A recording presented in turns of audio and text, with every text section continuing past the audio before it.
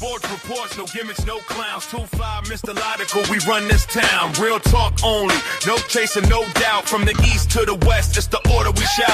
Mic check, lights flash, game time, stay ready. 2 vets in the zone, keep the pressure real heavy. Big hits, big plays, yeah, we breaking it down. Truth rings in your speakers, every word is the crown. From the north side hustle to that southern flame. Midwest grind, west coast of the game. Sports talk kings, yeah, we wear that crown. Turn it up, let them know it's about to go down. Sports reports, no gimmicks, no clowns. 2-5, Mr. Logical, we run this town. Real talk only, no chaser, no doubt. From the east to the west, it's the order we shout.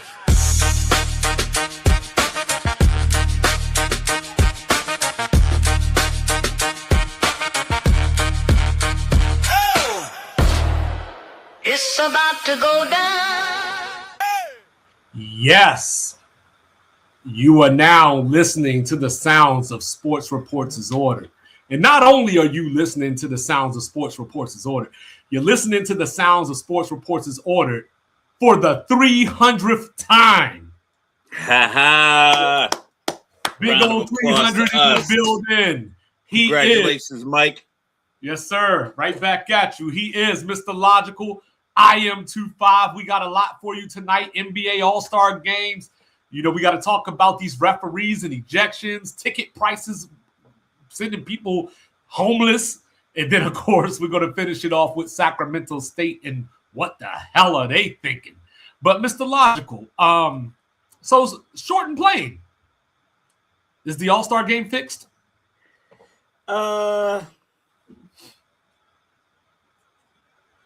Yes and no.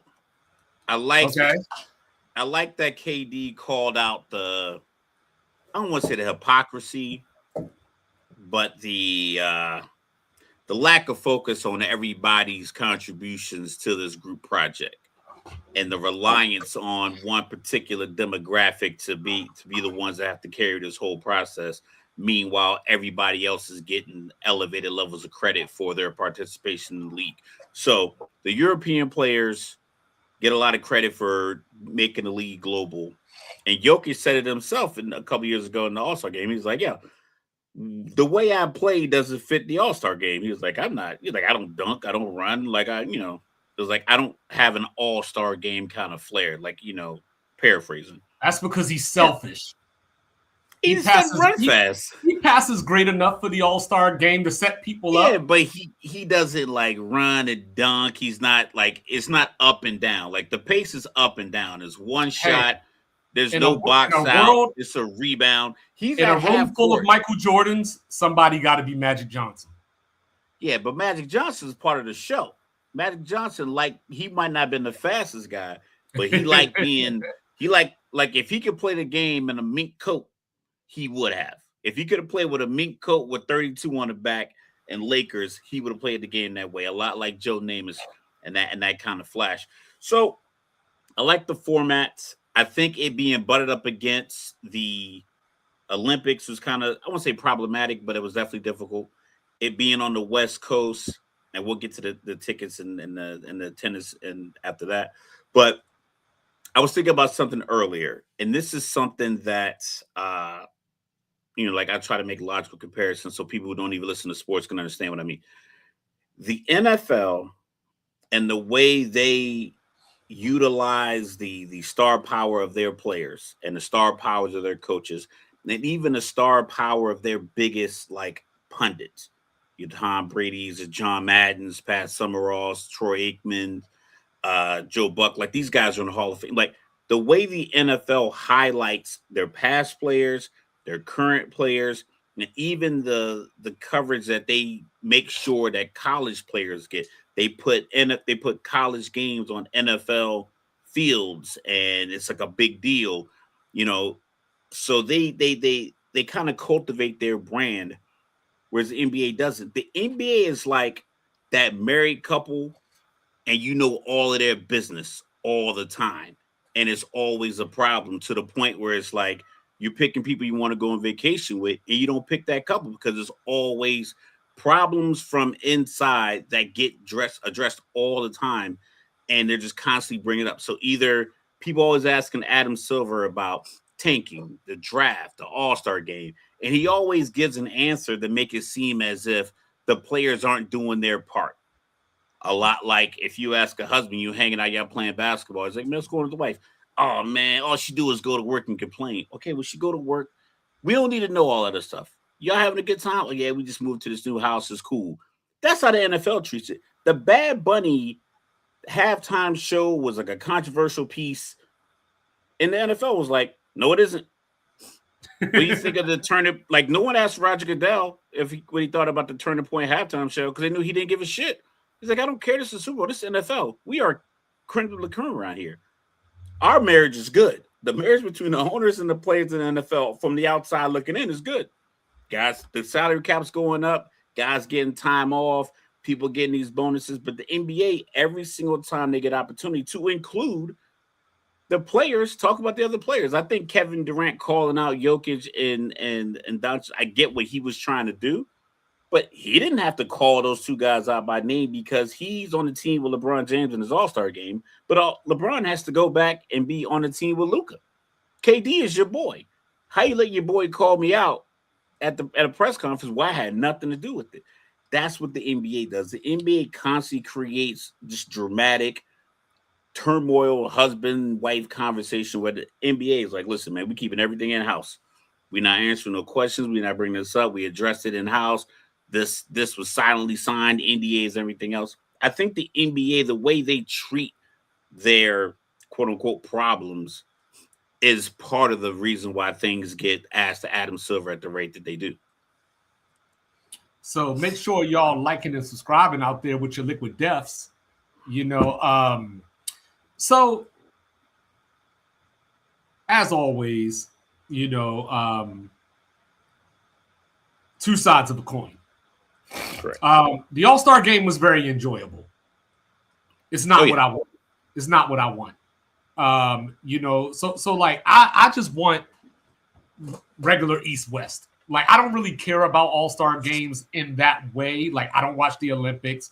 If it's not something that has a regular season or a trophy on the line, I'm not that into it. But the problem that I have with this is why are grown men such followers? Wimby set the tone. Why didn't you want to be competitive? Why didn't you intrinsically step into the arena and say, I want to put on a show for my fans. I want to be the All-Star game MVP. I want this to be not for this to not be a waste of time. Why didn't you have that thought? Why did Wemby have to set the tone as a younger dude? I mean, that's great, young energy and all that stuff, but just something for me to think about. And then, when I take it over to All-Star Saturday night, I was thinking to myself, it might be time to put the three-point contest last and have the slam dunk go first. You know what I mean? Because one, is Jace Richardson okay? Is Jace Richardson okay? First of all, I haven't heard anything else, but he bumped his noggin something terrible. But outside of that, when I was looking at this, I heard Stephen A. Smith having a conversation, and he blames LeBron. He says the same BS every single February. I don't even give it any credence. So if LeBron is 47 years old. Him and Eddie Murphy the same. Like, he old.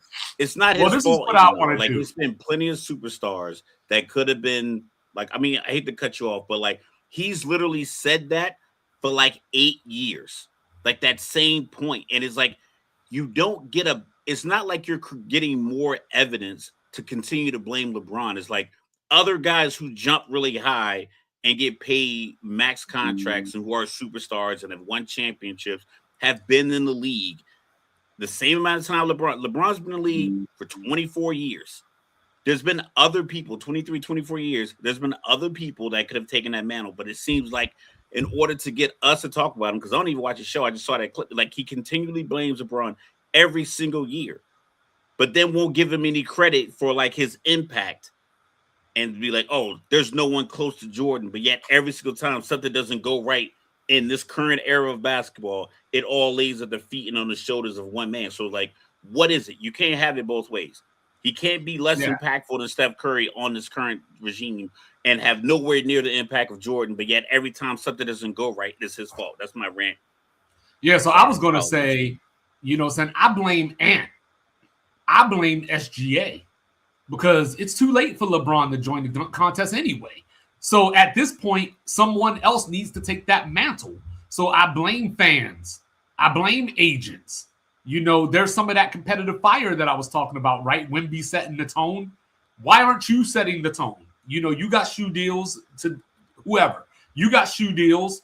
You're in commercials. We know who you are. You don't wear helmets like the NFL. There's nothing stopping you from bringing back the slam dunk contest. Now back to Sunday. So, Kawhi, wow, 31 in the quarter, turning back the hands of time. And, we really never even seen that, from him before in that way. Yeah.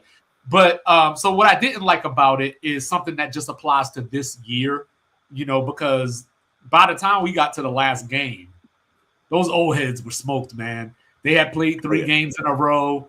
There wasn't really an intermission or a break or anything like that in between. So from that standpoint, it led like it was like that old saying, like you let the wind out the sails. Everything was going great, and then all of a sudden you ended on such a bad note. You know what I mean? And I think that a lot of people are going to remember that. But I think the majority of people are just happy to see a functional All-Star game. But I would like to add a few things to the All-Star game. So the first year that they did this format with the different teams, they had the Rising Superstars, the Rising Stars game. The winner of that game got to be a part of this. I want to bring that back. Put them into the pool as well. I would like to see something along the lines of the G League MVP or the G League Finals MVP. Get a showcase. He ain't got to play 30 minutes, but just get out here and, give him 3-4 minutes. Honorary All-Star. Yeah, because we talk about how the league doesn't, advocate and market. They don't promote their small. They don't promote their smaller markets. So the G League, they don't promote that the bad times. Promote your G League. Times. Yeah. Yeah, there's 3. Every team in the NBA has 3 two-way slots. You know what I mean? And then, but if they play those players, we're going to say that they're tanking. So put them in a showcase like this. The best of the best, and let them go. I mean, hell, the slam dunk contest was won 2-3 years in a row by a G League player. So that's those are the opportunities he would have won it this year. NBA is missing out on. But also as far as the actual game goes again, Ant won the MVP. Well deserved. Those first 2 games were burners. They came down to buzzer beaters basically. So I think the fans that were there got what they wanted. And it seems like the TV execs got what they wanted because there was 8.8 million viewers compared to 5.4 million last year. This year was the highest viewership since 2011. So maybe things are trending in the right direction. Like I said, I don't think it was bad. Unfortunately, I didn't get to watch a lot of it live because I was down in Virginia. My son's 7-on-17. We had a tournament at this place called the St. James, probably one of the biggest campuses of a place I've ever seen. It was ginormous. I'd suggest you all Google it. The St. James in Springfield, Virginia. It had a Olympic-sized swimming pool, 2 basketball courts, 2 ice sheets, a 100-yard football field. I saw somebody carrying in golf clubs. There's a full bar. There's a whole gym. There's a school, all in one building. Massive building. But the 7-on-7 tournament, that's where we spent our weekend. It was a good time. But I was watching the highlights and I watched the replays. It looked competitive. It looked a lot like how I said those Lifetime games. This gym is like the Lifetime gym in New York. It's one of those gyms in like a high rise, all elite players go. It looked like that. It looked like people were working on their shot, dribble passing, their moves. Not a lot of contesting at the rim because that's where like fouls happen. Guys get bumped, guys get knocked down. So it was like, if you beat me off the dribble and you were in the air, boom, you got your layup, right. Which is, I think that was perfect for the game. The only thing that sucks is that last game, when the older heads were down 12-1, it was like, all right, we're not coming back. So that last few minutes, it just was basically the old All-Star game where guys were just running to the rim because it was like, you're down 29-9, and you're not playing hard defense. Yeah, they just didn't have any gas. Yeah, it's like it just runs out. So it looked lackluster, but for the most part, it still looked entertaining. And that's what happens when you put all the old dudes on the same team. The team was full of legends. It's a legendary team. No, I mean, and it's as awesome I was watching, to see. I was like, and I saw that the last game. I was like, yeah, they're gas. It's like it's only. Well, so it was much almost like watching a dream team in a sort of way. You know what I mean? And Steph didn't get to play. I know Wemby was upset. But he didn't have SGA and Giannis. So there was still a lot missing, but I think overall you got to count the All-Star game as a win for the NBA. But the overall weekend itself, I don't know still because, like I said, that slam dunk contest was bad. Keyshawn Johnson tried. He tried. He put on the show. He was showmanship. He was smiling. He was showing charisma. But then Jackson Hayes came out there with a dunk that I could do on an 8-foot rim or whatever. You know what I'm saying? He miscounted his steps. He bobbled the ball at the 3-point line and took an extra step. I think he was trying to go from behind the 3-point line. Like he shuffled the ball, and while he was focused on the ball, he realized where he was, jumped. Yeah, it was wet. I don't think 7-footers should be in a dunk contest unless you're Dwight Howard, because Dwight Howard has this charismatic, large personality that you need. You know how they do Dancing with the Stars and they get like a celebrity and they pair him with like a dancer. They also get them like a real dancing coach. So right. Yes, you are a football player, a rugby player, a basketball player, or ice skater, but we're gonna put you with someone that's gonna show you how to put on a show. The NBA has to take my idea that I have for 2 or 3 years. Shout out to Club 520, the Jeff Teague podcast, because they said it on their show. Yo, they probably should get some of these YouTube dunkers and have them do it. I said that like over 2 years ago. I was looking through our old videos. I realized how much older we look now than we do then, but it's all good. That means we're getting up every day. But I said that a couple years ago. It's like, just even if you don't take the NBA stars out, pair them with one of these guys and then have them do like a team thing where you have the NBA star who has his tool bag of dunks that he could do. Then you have these other guys that are bouncing the ball, catching it, touching their toes, and dumping over their heads. So now you put them together. You allow them, to come to the facility a few weeks ahead of time, get all insurance squared away. That way, those guys can practice with the player in between his actual obligation. And then when you come out there, you put on a show.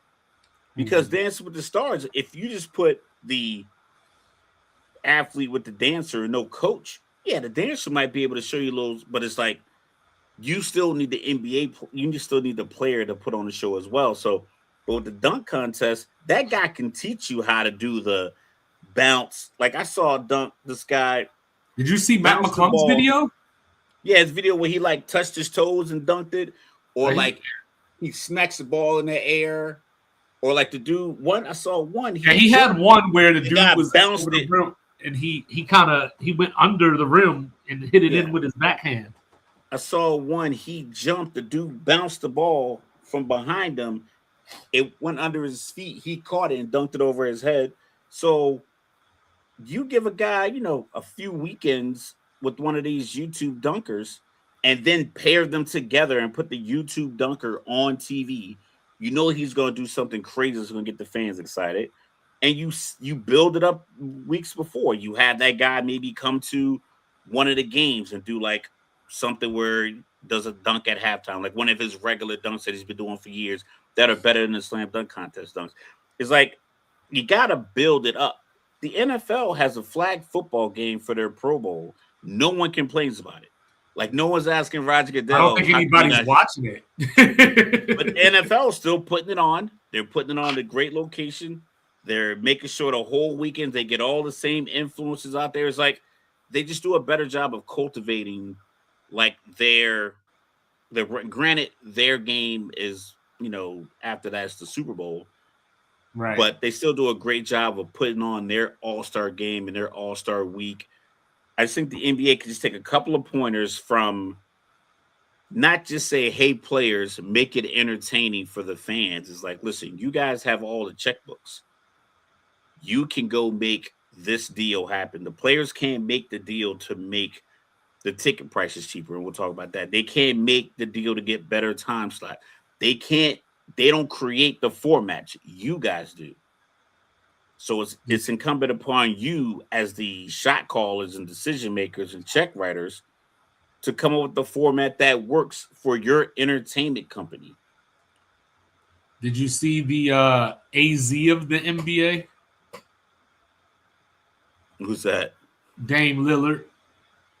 You know, the forgotten one that does nothing but great things, but for whatever reason, you know, people never give him any shine. You know, they hold him a lot responsible for what happened in Milwaukee. You know, they think that guys like Kyrie are better than him, you know, and all he's done is lead teams to conference finals. Well, just one time, but still, that's more than a lot of these dudes have done with better teammates.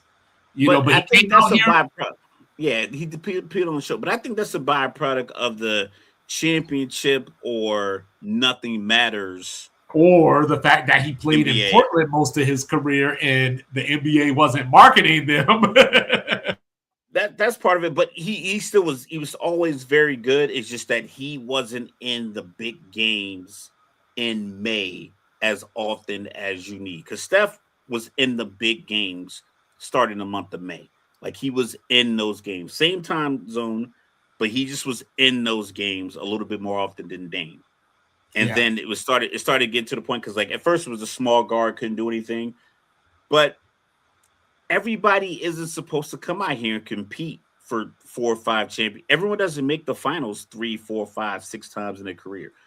That's not how it works. It's a team sport. Okay, You need everybody in. You need everybody in. And I think Dame has done the best that he could in the position that he was in when healthy. He's always put on the show.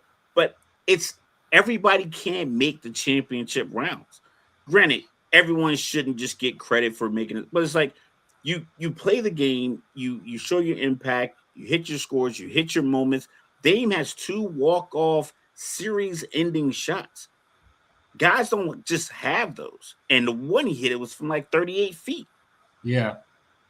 Paul George tried to call it a bad shot. He was like, play better defense.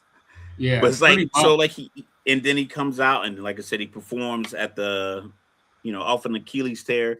Obviously, he's not even like, in basketball shape, look kind of solid, look like he been, I've been telling people like Steph, like I know a lot of people like to put Clay right next to Steph. I put Dame right next to Steph, but you gave me a perfect segue there. So, as we go around the association, tanking has been the talk of the town lately all over again. So there's a couple of different scenarios that people have thrown out here. So none of them are better than mine, but I'll listen. So I heard David Dennis, a clip of him on First Take saying that they should just get rid of the NBA draft and that the draftees should be free agents. I'll come back to that one. Adam Silver, there were reports that came out that said that he is not opposed to having a tournament, to decide who gets the number 1 draft pick, which makes 2-5's brain go, well, if you won the damn tournament, you obviously don't need the number 1 draft pick. So that's that. You know what I mean? Then I've heard people, talk about with this getting rid of the draft thing. Do you just want to destroy the NBA? Because people like me, me and you have had this conversation / argument about the small markets and everything. Right. There's a reason that some of these things exist. Players don't go to Utah. You know what I'm saying? Players don't go to Indiana unless they're drafted or traded there. Players don't go to New Orleans or Sacramento or any of these places of their own volition most of the time. So now you're telling me that you're going to take the draft away and leave to you talked about this last week, putting Cooper Flag in the expansion draft or whatever. So it's like, so now you're going to have, for this year, Boozer, Debancha, Caleb Wilson, and all these guys, in the draft just for the Lakers to grab, the Clippers to grab, what I mean? And the only way that, you fix that is if you take Memphis and put them in Kansas City, or you take New Orleans and put them in Seattle, or so on and so forth. So Mark Cuban came out today and said that he's for tanking. So is there really a way that you can stop tanking? No. You can't stop tanking, but we talk about any kind of problem and it needs a solution, or if there's a problem and we don't understand why things are fixed or why the thing, follow the money. So this is a couple ideas I just have off the top of my head. Like, I go back to the idea I had last week. If you are New Orleans and you get the number 1 pick this year, I think you should be allowed to negotiate with teams with the top 8 players in the league. So Boston probably has 2 of those guys, in Jaylen Brown and Jason Tatum, Luka, LeBron. I know LeBron's a little older, but I think you should be able to discuss, hey, you guys are a big market, we're a small market. We'll trade you this number 1 pick for your most talented player. However you negotiate that. Everybody making that deal. I mean, you're not trading Jason Tatum for AJ DeBancha. Listen, Jason Tatum's been to a lot of, like, he's been in Eastern Conference Finals a lot. He's been in the NBA Finals. He was Eastern Conference Finals MVP, and then arguably could have been the Finals MVP. The year they lost to Golden State, they were up 2-1 at home. I think that was a grand opportunity for another. So if I can get a guy that I know is already a marquee player in his 20s, I'm not saying you go get a 33-year-old guy. No, I know, but you're telling me to give up a marquee guy that I'm making money off of. But you're already getting money. So, like, okay, and there we go. Rich people stay rich because they keep getting money. And then what Rez just said, that's my other piece. If you're in a small market, I think you should be given a salary cap percentage, like grading on the curve. LA, if the salary cap is $200 million, but you're Los Angeles, if there's a guy who can get $14 million from New Orleans over 2 years, a role player, or he can get 11.5 for 2 years to go to LA, he's probably going to take that 11.5 to go to LA. Right. New Orleans should be able to offer double whatever the big market team can offer them. That's kind of the problem with the same kind of, but the same impact as it would like. So you talking about like a cost of living type thing? Yeah. So, like, listen, it costs if you're going to pay him $10 million, and that is 5% of your salary cap, right? New Orleans should be able to offer this guy $20 million, but it only costs them 2.5% towards their cap. So that gives them an opportunity to negotiate with that guy. Like, listen, you can go to LA and get 10 million. Okay. Or you can come here and get 20. It'll cost us less on our salary cap, and we'll be able to get another role player. Because you're still going to get guys that are going to say, hey, I'm taking a 10 to go to LA, or I'm taking a 15 to go to New York. But it has to be some kind of incentive directly for the player, because the player has to look out for himself at the end of the day. And it's like, would I rather be in New York, one of the most popular cities in the world, in LA, most popular city in the world, Miami for less money? But if I can go to Memphis or New Orleans or Minnesota, for these places, for double the money and less of an impact on their salary cap, I think guys would go to Utah. If they were only going to get $6 million from the Lakers to be a role player, like, listen, man, you come to Utah, we'll give you 12. Yeah, so you got to work out the details, but I think it's like it should be some kind of balance here, because LA, the city of LA, is going to woo the guy before he even sees the contract. So I think some of the problem with that goes back to things that you've said. Like, a lot of these guys are just happy to own a team or have a team, and they're happy with the money that's coming in. So a lot of these teams have the ability right now to spend more than they do. They just don't.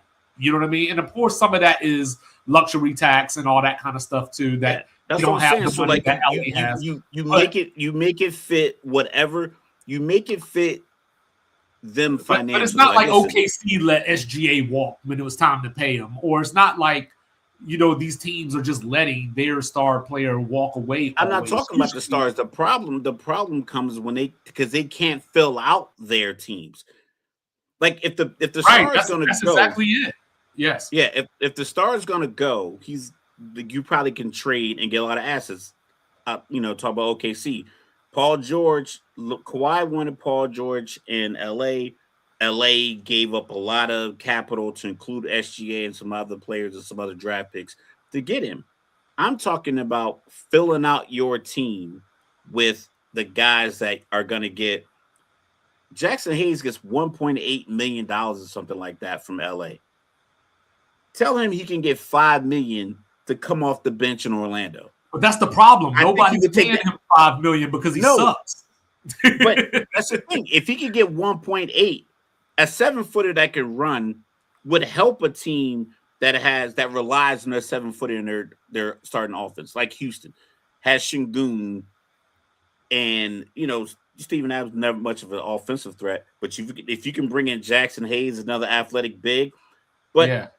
I'm just saying, like, not him in particular, but like just that kind of a player, like a role player that's gonna get most of these guys. Like if I can live in New York and they pay me $5 million, you're gonna lose 2.7 of it off the rip and taxes and everything else. So you're living in New York, you're getting paid $2.3 million, but you're living in New York. It's New York City. Literally, you play in Madison Square Garden. It's the heart of Manhattan. Or I'm gonna get 2.7 and play in Salt Lake City. I like Salt Lake City, but I'd rather take $2.3 million and live and play basketball in New York City, even if the minutes are limited, versus taking 2.3 and playing Utah. I think there's some NBA players that could make $8 million that still wouldn't take 15 to go to Utah. You know what I mean? That's just what it is. But at least if I'm the NBA, I'm like, listen, I tried.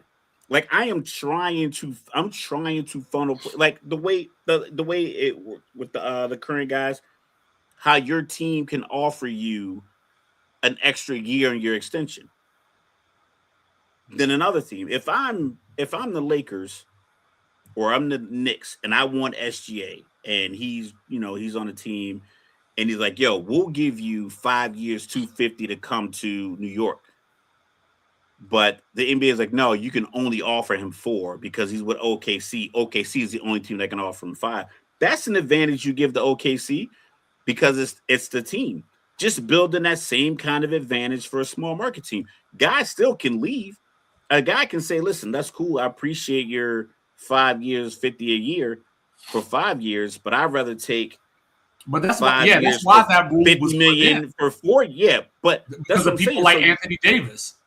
You make those same parameters for this, the other deals, the other salary cap, the small market, the smart. I'm pretty sure you know what happens? Term that I could use. You know what happens in that situation? You get a Bradley Beal that signs the deal and then says, "Get me out of here."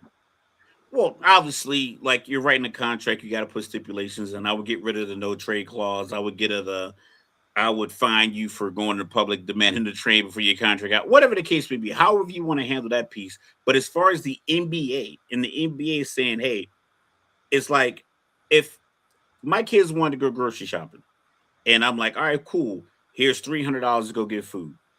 And then you spend $120 and then come to me like, yo, we don't have enough food. I'm like, yo, I gave you $300. I gave you the $300. You spent $120. Now 3 days later, you don't have any food left. That's not my fault. You need to go handle it. So if I'm the NBA, I'm like, listen, I gave you an opportunity to double everything else. You got to be able to convince the guy after that. Like, I can't make him play for you. You got to sweeten the deal enough to make him want to stay with your small market team. So where do you stand on having a tournament for the number 1 draft pick? I don't like it. I don't like it. I just think it's unnecessary because the NBA draft just hasn't worked because the other things surrounding these poor teams, that's the bigger problem. So it's like you could look at like the correlation and causation and everything else is like the Wizards are in a position where they're drafting in the top 1, 2, 3, 5, 6 because they're not properly run. So that's on them to figure that part out. You don't get to go on a good run, or like say you're a halfway decent team like Dallas. Say Dallas ends up in this because I think teams might even tank to get into this tournament. Oh, yeah, Dallas got the number 1 pick last year as a play-in team. Yeah, so it's like I think teams would be like, oh, we are a 35-47 team, but if we go 29-53, now we can get in this tournament. So we'll tank to get into the tournament, and then you put all your best players back in. Yeah, I agree, and that's why when we were having this conversation last time, one of my ideas was, either you start taking draft picks or you start making it to where you can't finish in the top 5. Like no matter what your record is, no matter just get rid of all you cannot finish in the top 5 2 years in a row or things like that. Because that's what it is. Because like this year, you could draft that number 5 and still potentially get a guy that could be the best player in the draft. This ain't the Cooper Flag thing. This ain't the LeBron thing, the Jordan thing, whatever the case may be. This draft is deep. So in this draft, you could penalize people. I mean, you won't necessarily penalize people. But if this was last year's draft, you could say, no, you're not. Because last year was what? Cooper Flag, Ace Bailey, and Dylan Harper. You can't be in the top 3. You can't be in the top 4. But if the draft is designed the way it's designed to get the teams that perform the worst in the previous season, the top draft pick for next year, I don't think we have to reinvent the wheel to keep that going. If you lose, you get hit in your pockets. And that's what's happening now. Yeah. If I'm the NBA, it's like, listen, if you are losing games, you're not allowed to charge more than this amount for your tickets. Yeah, they find if you are on pace to be one of these teams that is going to be in the top 10 drafting next year. But that ain't March 1st because all the owners pool all that money, so they're not going to affect their own bottom line. They don't pull the individual ticket money; they pull the TV money. The ticket money is. Well, I know in the NFL, there's a certain ticket percentage. That's what happened with Washington and Dan Snyder. There's like a certain when they were cooking the books. Yeah, but yeah, Utah got fined. Play hard. Utah got fined $500,000 last week. Indiana got fined $100,000. And if we had something viable for relegation, Rez, I would be right there with you. But the G League isn't sustainable enough. Yeah, like the teams aren't sustainable enough. Move the team down to move up. It's like the NBA is like this. Listen, this is the only major basketball league you have. Fixing the problems aren't that difficult if guys can come to the table, you make the money work, and then you create actual problem-solving things.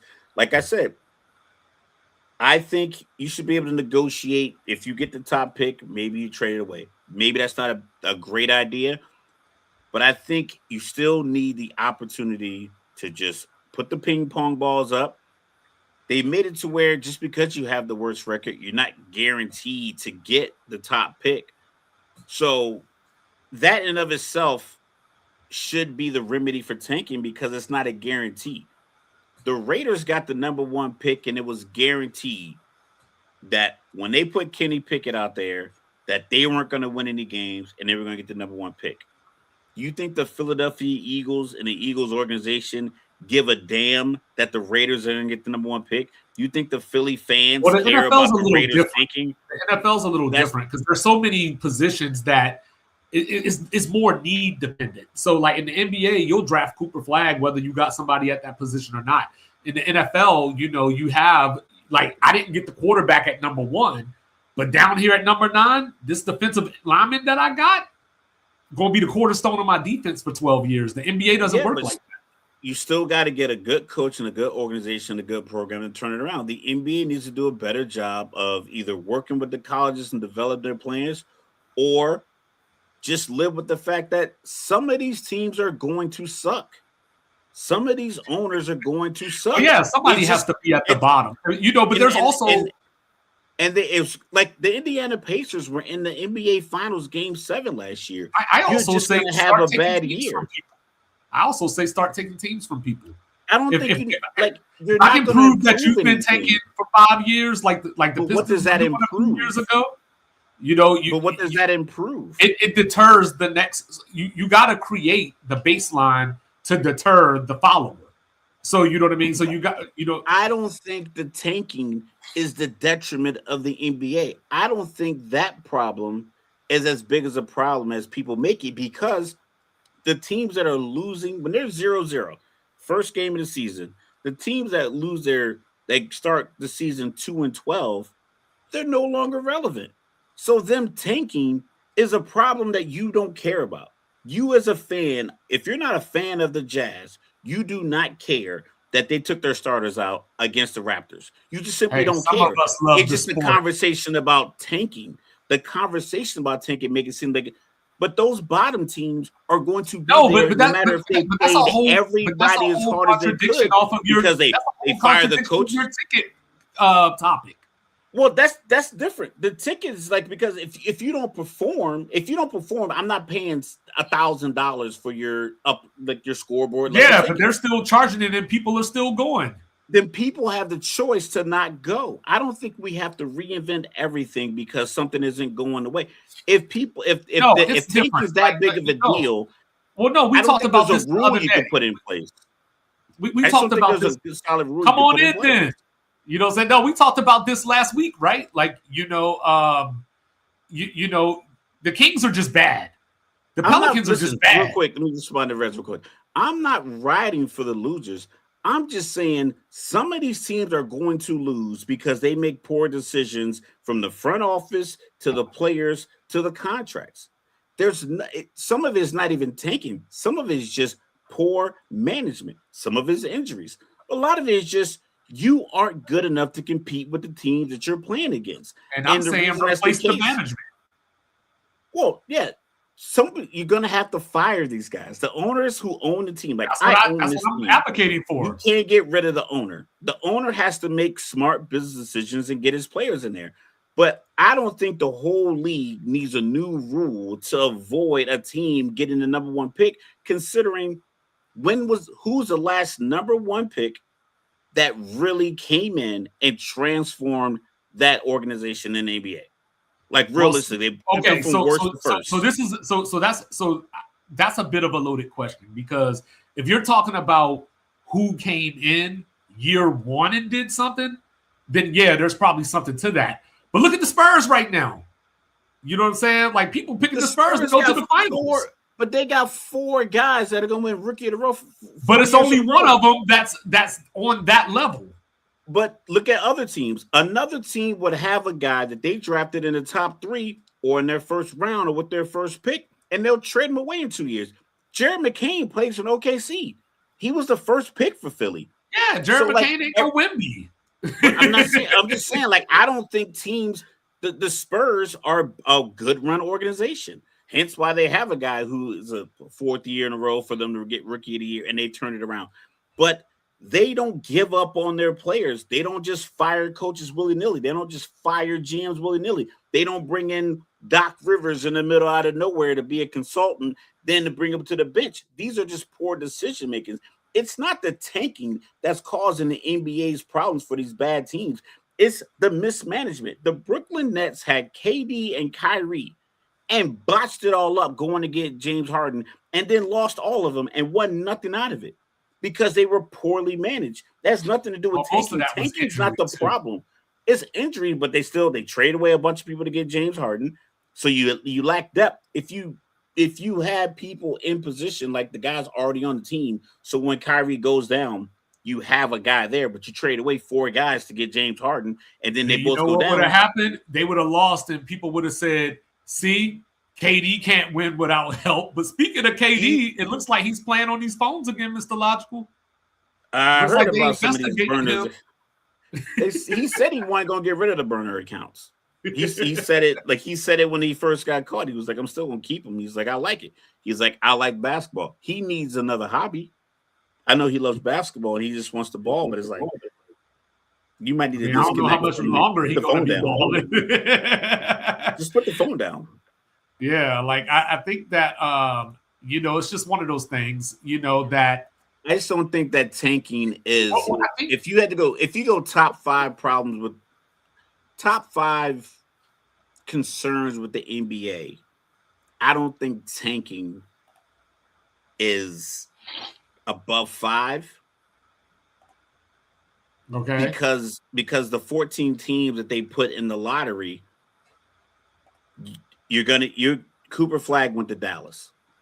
Zion Williamson went to, like, we're talking about the last few blue chip first overall picks. Wemby went to the Spurs. They had, they've had a good history. And then they had a bad run, but the ping pong ball fell in their favor. So I think the fact that it's not a guarantee that you get the number 1 guy, and these number 1 guys that are coming out of college or Europe, wherever you're getting them from, because it hasn't been a guarantee to turn your team around. I'm not sure if tanking is as a tiered problem. It's a second or third tier problem. And in my personal opinion, it is if we just look at it simply as selling a product. I have a product that I want to be at the top of my profession, that I want to get multi-billion-dollar deals or whatever the case may be. If we just look at it simply like that and frame it like that, then I think it is a problem, because why? But they address that. The NBA addresses that. You want to know how they address that? Yes, they do. Beginning of the year, how many nationally televised games are already mapped out? You already know, who's why. Going to be on TV. But that's what I'm saying. They address the product by saying, we're not putting this terrible team on TV more than 16 times. So they are addressing the fact that, yeah, you're tanking. We'll give you the player, but we're not going to hurt our bottom line by having no slight to Charlotte, but Charlotte and Sacramento heading our Tuesday night West Coast lineup. They know that before the season starts. So they are addressing the lack of star power. But that's also a guess. That's not based on, hey, you're tanking, so I'm punishing you. No, but it's based off the previous year. You got to prove to me that whatever plan you put in place last year when your team was terrible, if it turns around, you'll move up. OKC, a couple of years ago, they won 30 games, 28 games, 30 games. And then they won the 60 plus. They made the playoffs. And then last year, they won it all. Each year, they got more games. It's a meritocracy. What you're doing is a meritocracy. I know it's a lot of money being shared, but as far as me putting your product on TV, you got to show me. And we tell you at the beginning of the year, this is what we feel about you as an organization. You're getting 10 nationally televised games out of your 82. So we're telling you, this is how we feel about you. You need to step your game up. I still think a lot of that. You're getting 30. It's not like OKC. It's not like OKC as the champion has. They have 2 less than. But I think the Lakers have 42, which is probably the highest because they're the Lakers and that's the big market. They have 42. I believe when we did the preview, I believe OKC is somewhere around 40. So no one has 60 or anything crazy like that. No. Yeah, so hey, 40 is our number that we're going to give to our elite teams that we know are going to be competitive and entertaining and also tertiary to that, connected to a large market. You teams that are picking in the top 10, unless you get the blue chip guy that everybody wants to see, Cooper Flag, next year, AJ DeBonza or Darren Peterson or one of these other guys, if you get one of those guys, maybe we'll give you 18 games. But More likely, you're gonna get 11 or 12, and that's how we address it. Stand by for 1 second. Mr. Logical has fanned the flames. And now, welcome to the dojo. Yeah. North Charleston's own Rajon Lewis had to step into the dojo. Came in with the hoodie on like Nipsey Hussle. Listen, dog. Hold on, dog. What are we doing, dog? What are we doing, dog? All right, listen up, dog. You are an NBA owner. You own a team from a small market, right? You are allowed to annually suck. And regardless of how much you suck, you still get that collective bargaining money at the end of the season.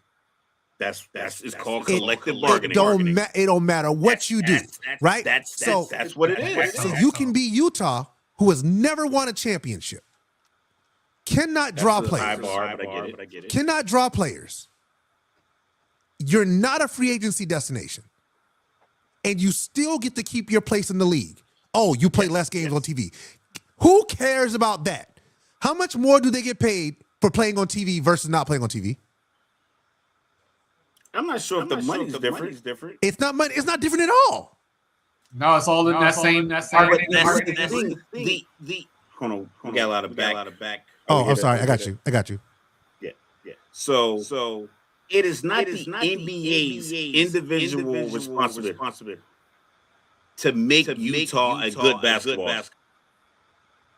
They have a collectively bargained agreement that they all signed into. So that's the number. So if it's 30 teams in the NBA and at the end of the year it's $30 billion a split, they all get $1 billion each. That's the agreement. Once you start adding stipulations like, oh, you only got 11 games, or we only got 11 games because Adam Silver likes his owner more. Nope. We took all that out. So it's an even playing field with the money. You have to put out the best product you can by making decisions for your business. If you're not making the right hires for your business to run properly, then what we're going to see is you drafting or your team being in the lottery, high-fiving when the ping pong ball gives you the top pick.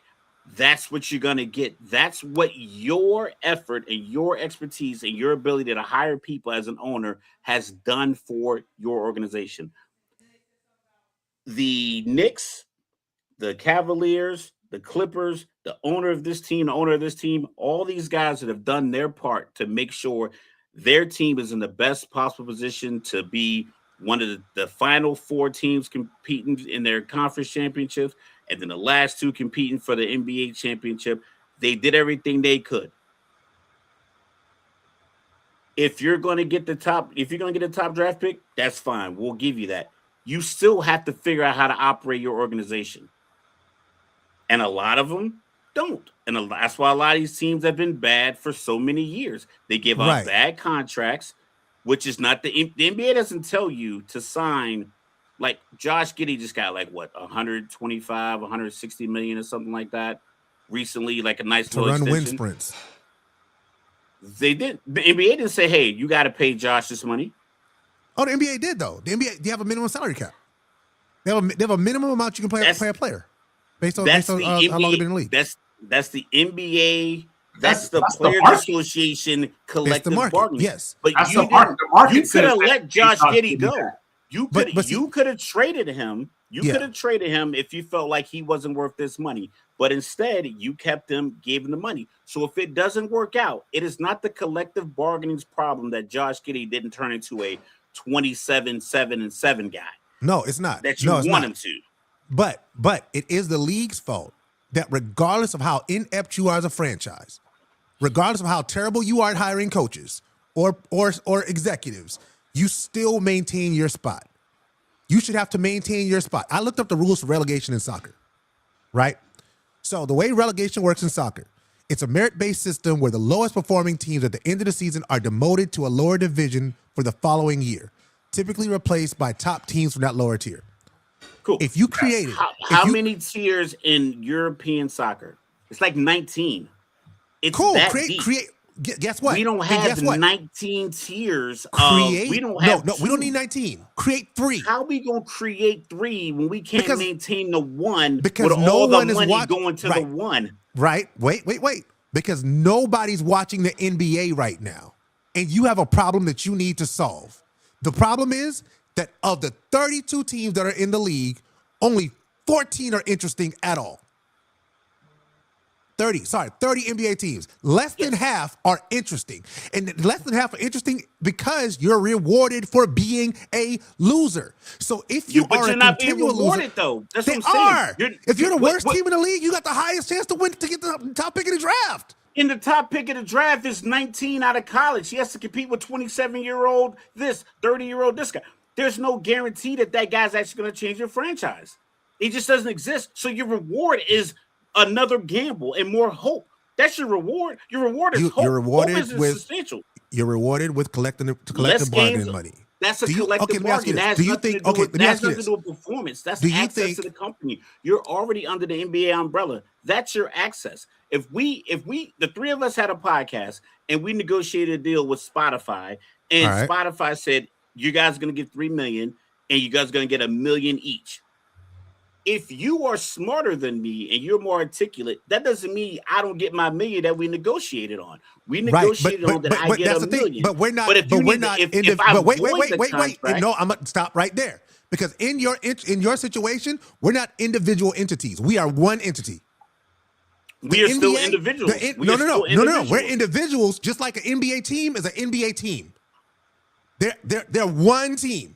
They're not the Los Angeles LeBron Jameses. They're the Los Angeles Lakers, and there are 12 players. Collectively bargain. That's what I'm saying. They didn't individually bargain with the league. No, the players as a collective, as the NBA Players Union, do that. Not and the so. NBA, I'm staying in your metaphor. Yeah. I'm staying in your metaphor. The three of us go to Spotify. They say we're paying the three of y'all $3 million. You split it how you split it. We decide $1 million each. That's cool, right? Because we are one entity and we are deciding within ourselves how to deal with that.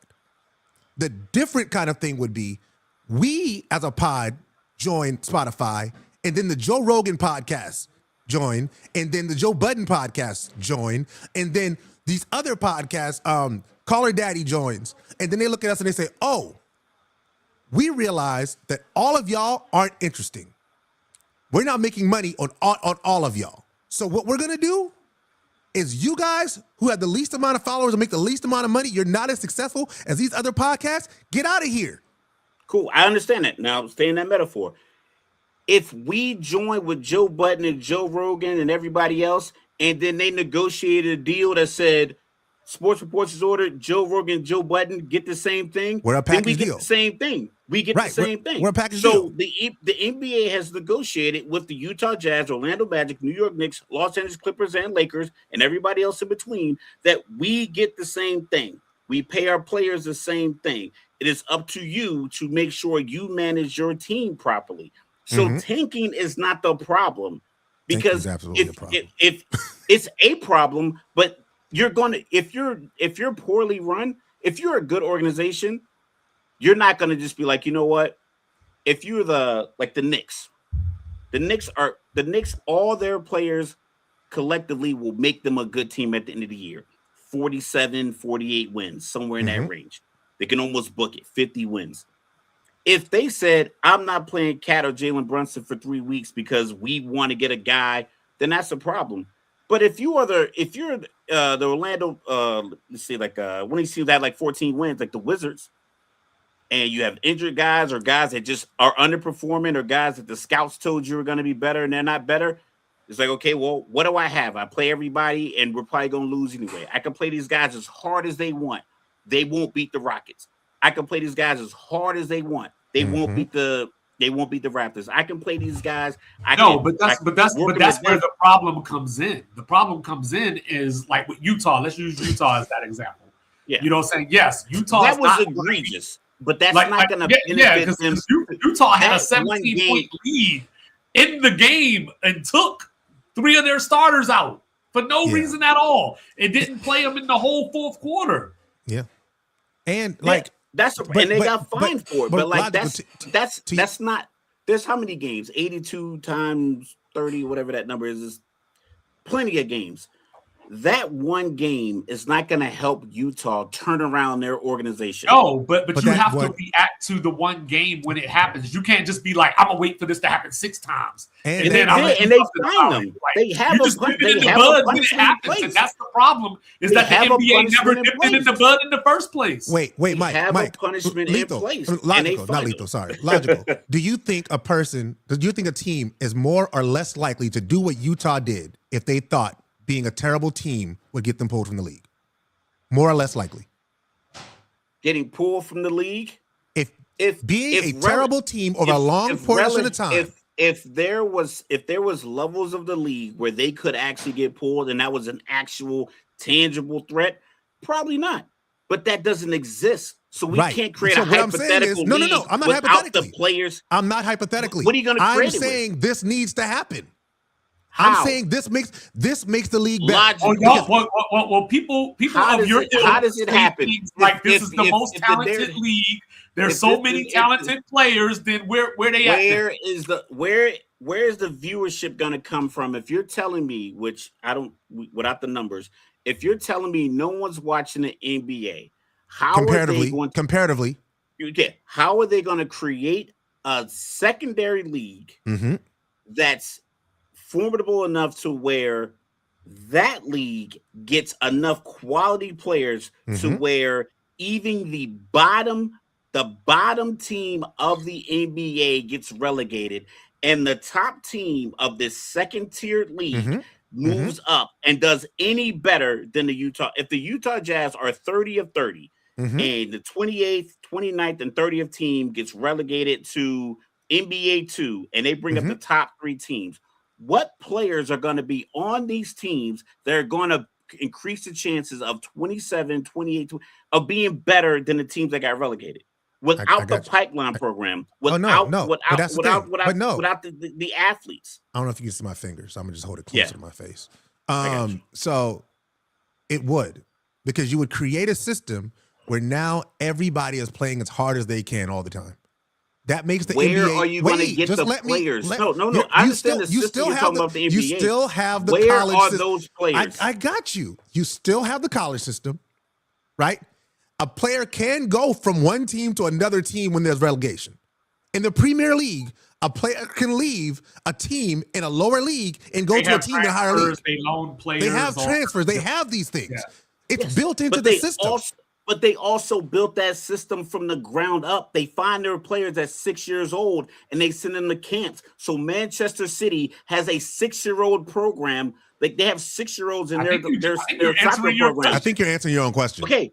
So you want the NBA, who can't seem to manage the 30 teams that they currently have, to create. The NBA does a great job of managing the players. We got NBA Africa, we got the Euro League, we got all kinds of stuff. You want the NBA to now go out and start leagues or connections to, we'll say, 6th grade. Yes. 11-year-olds. I do. Which they do in Europe. Yep. 11-year-olds.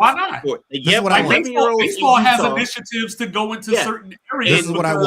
This is exactly what I want. And when the Dodgers win the World Series, what do? They trade away all their young talent. They go get the best pitcher from the Yankees, the best left-handed guy from the Red Sox, and then the major league Dodgers win the World Series. And then the team that had all these minor league players go to them because it's a development program.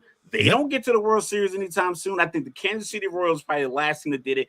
But for years, they need relegation. They traded all the relegation piece. I understand as a concept. I understand as a concept, but it's just the infrastructure does not exist, and it's not going to change. No, that's the biggest problem. So I don't do hypothetical situations. Like that's not what I do. I'm talking about piece being the NBA. Yes. The main NBA piece. If we feel like the NBA is not getting enough viewership, or we are falling out of love with the NBA because of these tactics or tanking or low management or contracts or guys teaming up, the likelihood that this same group of people being the NBA can then keep this product going and then subsequently create another system that's going to reinvigorate the fans Yes. to get. I find it highly unlikely. Can I ask you another question? This is the most talented era, and there's and a lot of players that are in the G League could. It's a lot of guys that work out. It's a lot of guys that work out with trainers and post videos on Instagram that look like good basketball players. But all you put of them these on guys NBA that court keep getting drafted, they get drafted at OTE. They get drafted at Europe. Where's Alex Sarr? Can I ask another question? Alex Sarr? Alex Sarr is dominating on defense. Just because he ain't averaging 30 points a game doesn't mean that he's not contributing to an NBA team. Can I ask one more question? Yes, go. Was the NBA more or less competitive when it had less teams? I'm trying to think of the top to bottom expansion. Because I think I'm not sure exactly what the number is when we were growing up, but when the Vancouver Grizzlies and was it the Grizzlies and the Raptors, that made it 30, that gave us right? 30. Yeah. Yeah, I gave us 30. So that was in the mid 90s. And where was the NBA more or less competitive year over year during that time? I don't think the amount of teams made the NBA more or less competitive. I think I always go back to the money. Did the I think NBA guys get had a higher or career. lower percentage of the TV ratings in the 90s? I got this. I got this right here. I got Netflix. I got everything else. I got lower teams that were actually winning. I have other means of entertainment. I think the NBA, as far as talent and players and marketability, I think these guys are just making more money now than the guys did back then. I think it was more competitive because they were the show.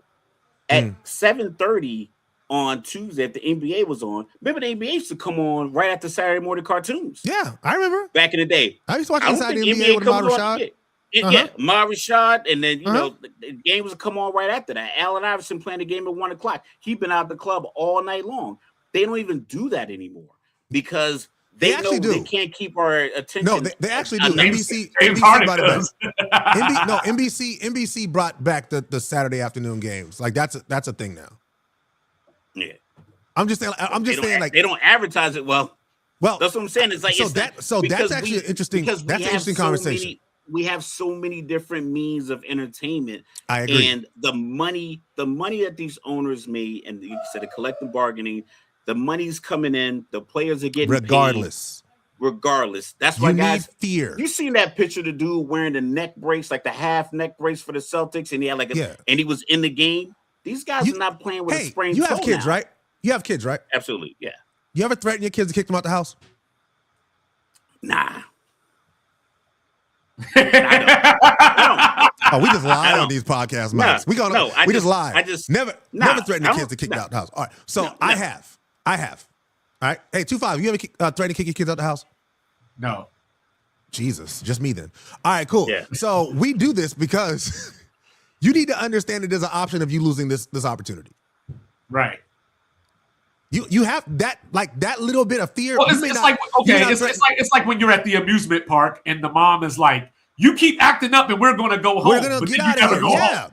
Yeah. Like, you got to know that you can lose this. I turned off the Wi-Fi one time, but then it turned off of my phone. I couldn't figure out again. I had to get my son's phone to connect back to Verizon, so I don't do it no more. Oh my but God. yeah, I get what you're saying as far as there should be some kind of punishment. I want there to be a deterrent. I want there to be being a terrible basketball team is enough. I think being a terrible basketball team, it's not enough though. Everybody else is good. I think the fact that if you're a GM and you can get fired because the owners aren't going to lose anything. All right, hold up. Especially not money. Okay, hold up. Especially not money. I'm going to make an executive decision right here. Do it. So, all right, stay where y'all are. Let's segue that into the tickets. So let's move that up. I like it. I like it. There you go. I like. All right. Y'all can ask me to leave anytime you want me to. Continue. No, absolutely. You can stay until your heart's content. All right. I love it. So, I live in Jersey. The Knicks tickets are outrageous.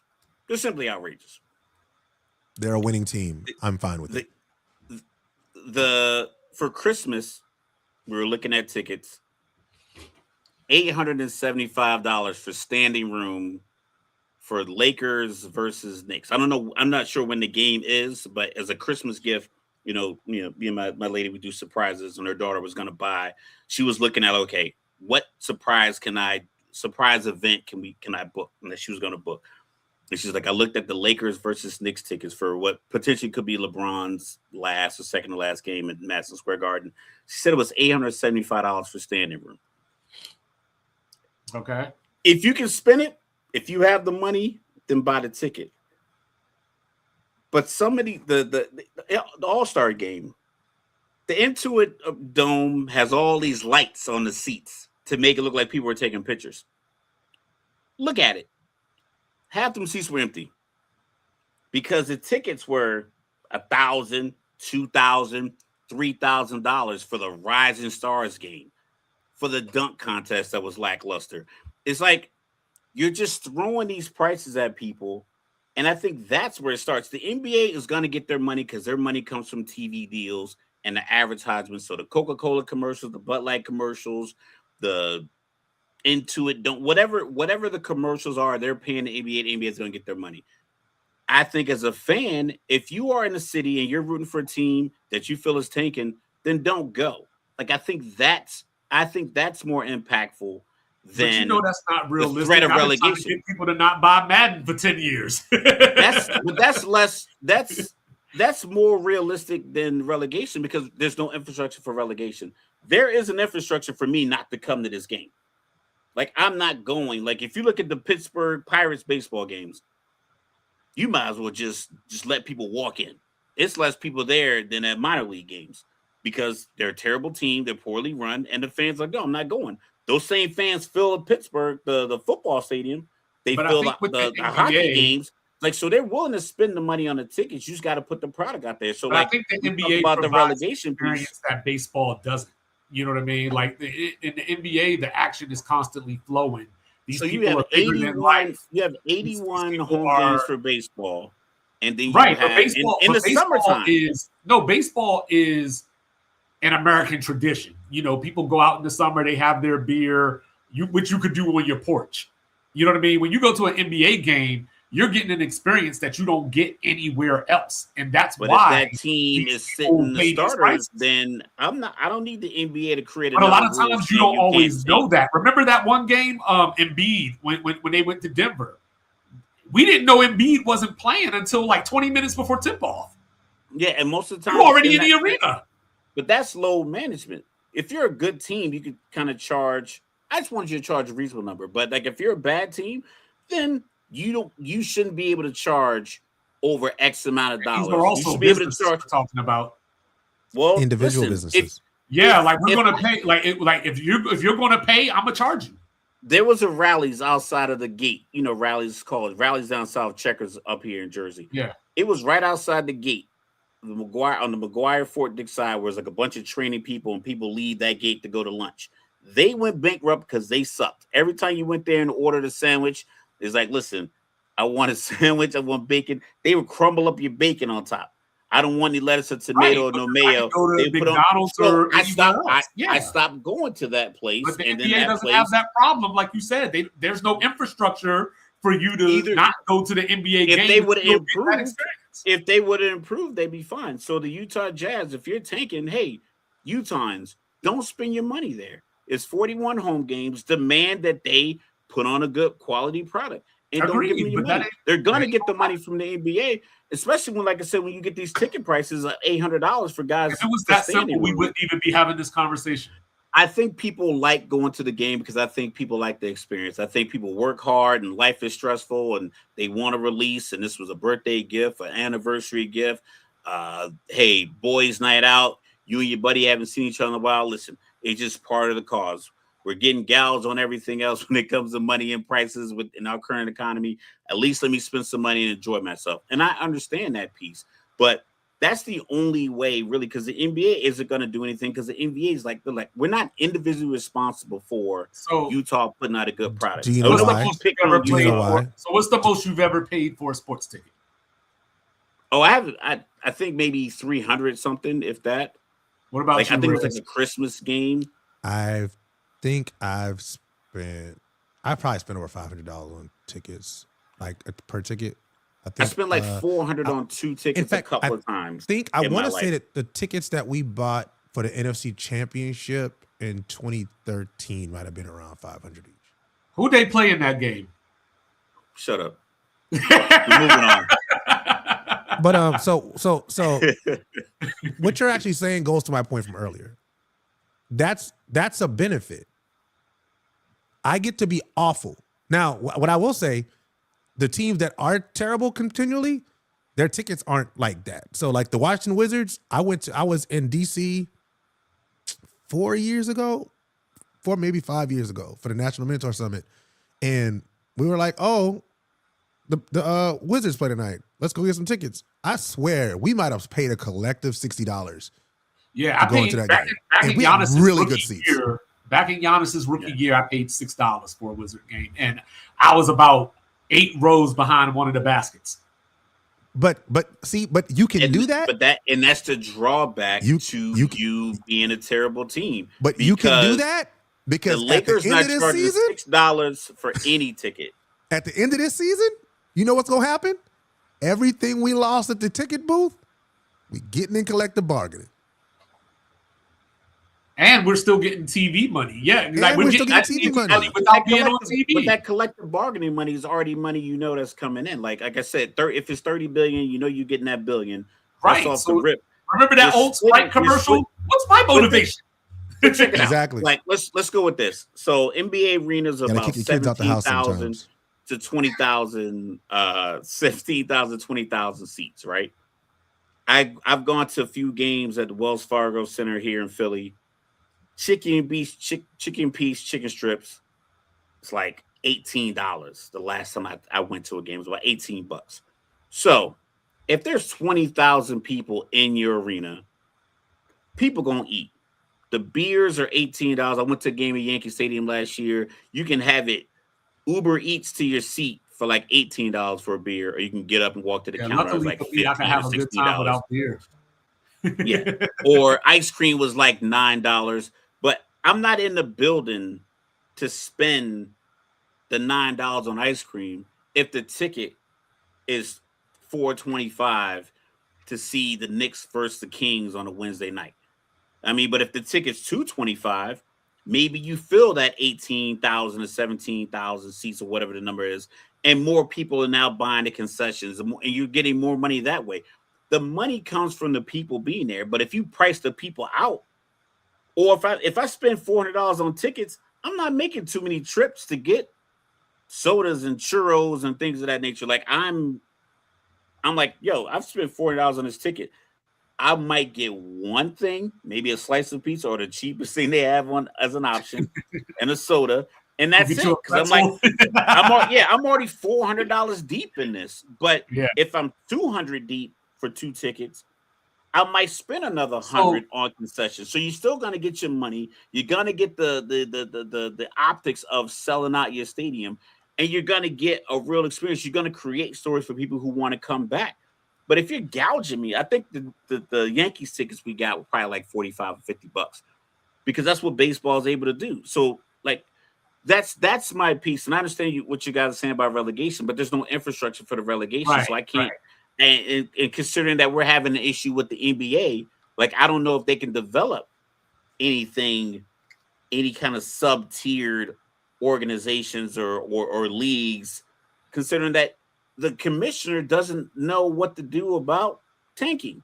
He doesn't know what to do about draft picks. So what are you going to do when you try to build another league? It seems like too much responsibility for the NBA commissioner. And then the owners have to take responsibility for the impact of their team, good, bad, or indifferent. No, that's always great when but actually, yeah, keep going, because there was something that I meant to pull up that I didn't. So let's look at this real quick. So, so earlier when you told me that you wanted to talk about this, I went and found a website here.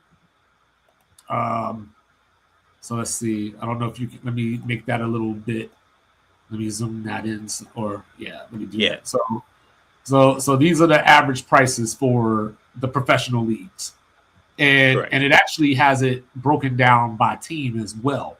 So just looking at the sport, like this part, is there anything that jumps out at you? 297 for the NFL. Because America loves football, I think they can charge that price probably anywhere early on. The Raiders shouldn't be charging 578. They can do that because it's Vegas. The Jets, because it's New York and they have such loyal fans, they can do that. Where are the Falcons? I bet you're low on this list. All right, let's see. Where are the Falcons? Where are the Falcons? Right Falcons there, 235. 235. That's a stretch. And that's why if you look at when you watch somebody kick an extra point at a Falcons game, look at all the red seats. Those aren't people in red jerseys because that's too high. Okay, so the that's product you're putting out, it's too high. Golden State, Lakers, Knicks. Look at this. This is nice. Yeah. So anything stand out here? I'm looking at the Golden State Warriors are stealing money.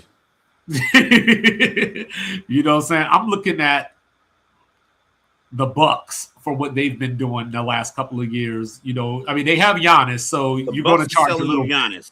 The Bucks is selling you Giannis. The Clippers, I think the Clippers, because their owner is so rich, like he's I don't need NBA team rich, so he can probably like I want to get as many people in the building as I can. The Rockets, I think their owner is like he's kind of filthy rich too. The Trailblazers, same. I think the wife of I believe Paul Allen when he passed away because she owns the Seahawks and I believe the Portland Trailblazers. But they have Microsoft money as well. I mean, if you own an NBA team, you're rich. Yeah. But I'm talking about like this. Some people own the team, and like the team is a large percentage of their net worth. Whereas like she's like she has Microsoft money from her husband when he passed away. And he owns the Seahawks. Yeah. So like they have like this is just money because her husband probably had a passion for these teams and they own the teams. But it probably is like 4 or 5% of their net worth. Hold one second. Yo, 2.5. I'm looking at this and I'm very disappointed in you, sir. The San Antonio Spurs are $115 average tickets, and you never go to games. I go to games. I just don't go very often because I'm researching. Nah, you need to get out there and see Wemby. $115 average? Where's Philly? I think Philly's probably like 275. Yeah, Philly was up there, but I wanted to stop there because I highlighted a specific team. Oh, those Thunder. Oh, yeah. Yeah. The world champions. Cost of living, though. They keep 20,000 people in those seats. They give out T-shirts probably every week. The orange ones, the blue ones, the white ones cover all the seats. There's your Philly. But that's a good price for this cost of living. Cost of living. I think that correlates. Yeah, I think it correlates. And they have real passionate fans too. So like Philly fans, you know, it's called the Philly tuxedo. You'll see a guy with a Sixers hat, a Flyers jersey, and an Eagles flag on his car, or a guy wearing an Eagles jersey, a Phillies hat, and a Sixers overcoat. Like they call it the Philly tuxedo. I'd walk that guy. Everybody does it. The entire city does it. They just put all of their teams on at once, all the time. It's called the Philly tuxedo. So they have a level of passion where like that 250 is like, boom, I'm there. All right, and they're going to be there. Let me show you something else. Oh, yeah. My bad. I hit the wrong button. My bad. Get out of here, you've overstayed your welcome. I hate you, Rez. Get out of here. You know what I'm saying? Let me pull up something else here. You know, because I know you brought this up off camera. Look at this. Oh, hold up. Let me zoom that in. Yeah. Uh-oh. That's what we talking about right here. Yeah. So the World Cup is legal robbery. It's pure robbery. Yeah. It's unfortunately, I love America. I've defended it for many, many years. when it comes to America, we're probably the greediest nation in the world. Yeah. Just pure greed off of like what you put into it, especially when it comes to sports and athletics. We just say, hey, you're gonna pay it.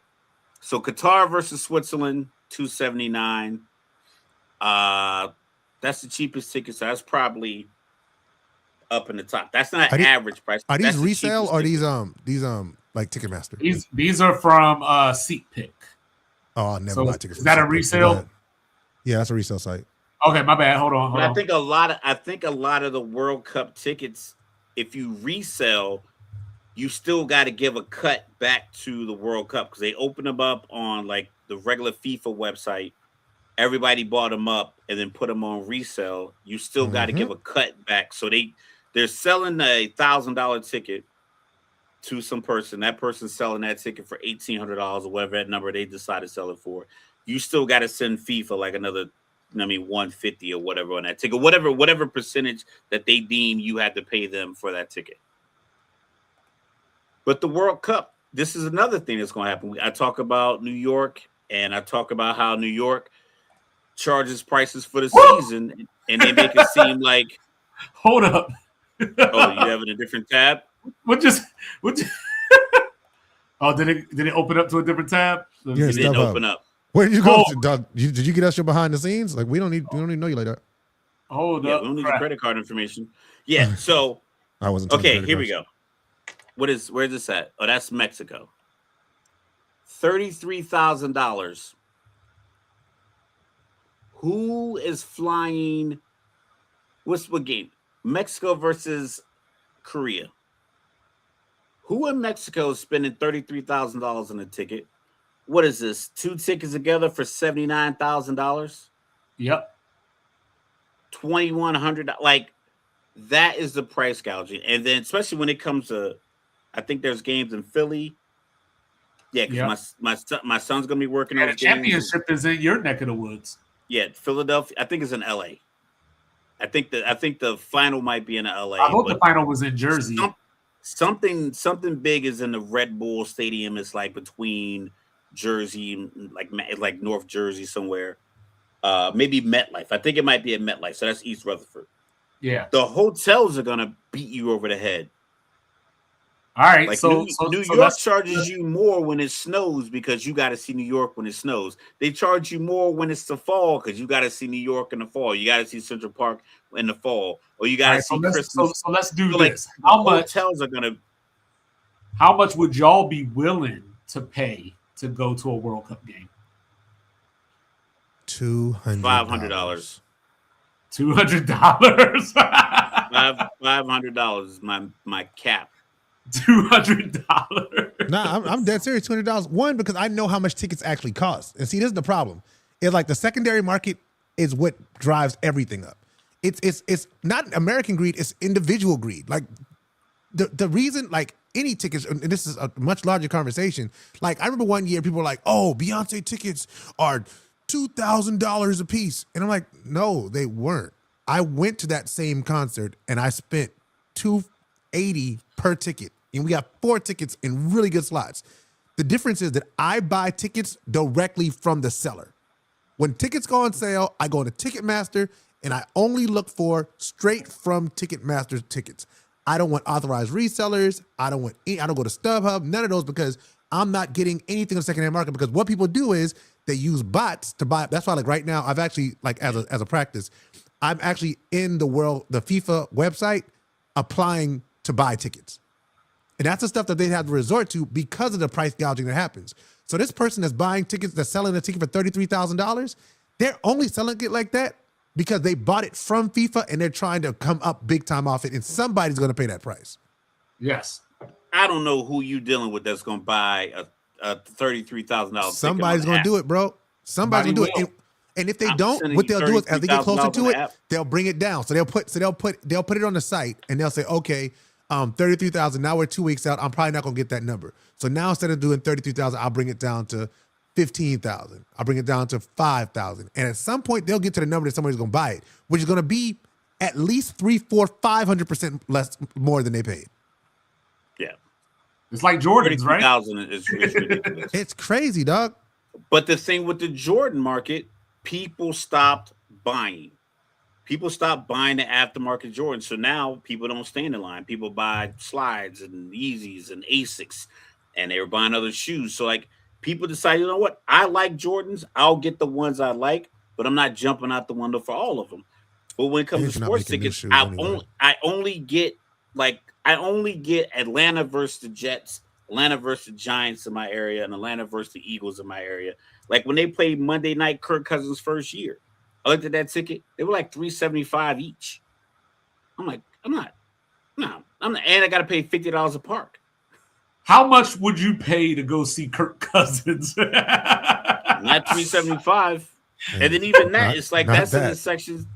Yeah, and then obviously I can handle my own and it's kind of stadiums, but like sometimes the opposing fans want to like scuffle. So now I gotta like spend $300-$400 for a ticket, and I gotta possibly deal with like somebody who got too drunk at the tailgate for this Monday night game in September.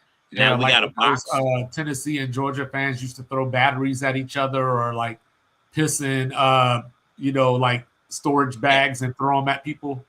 Yeah, the hysteria is ridiculous. And just overall, like I said, we have a sports podcast. I love sports, but sometimes I just gotta call like I see it. The price gouging is ridiculous.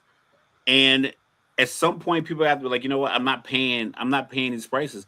And that's why they needed all those lights and all those seats at the Intuit Dome flashing all the time to make it look like it was people's phones flashing. Those were empty seats with lights on each side of them. Like each side of the armrest had lights that changed colors, red and white.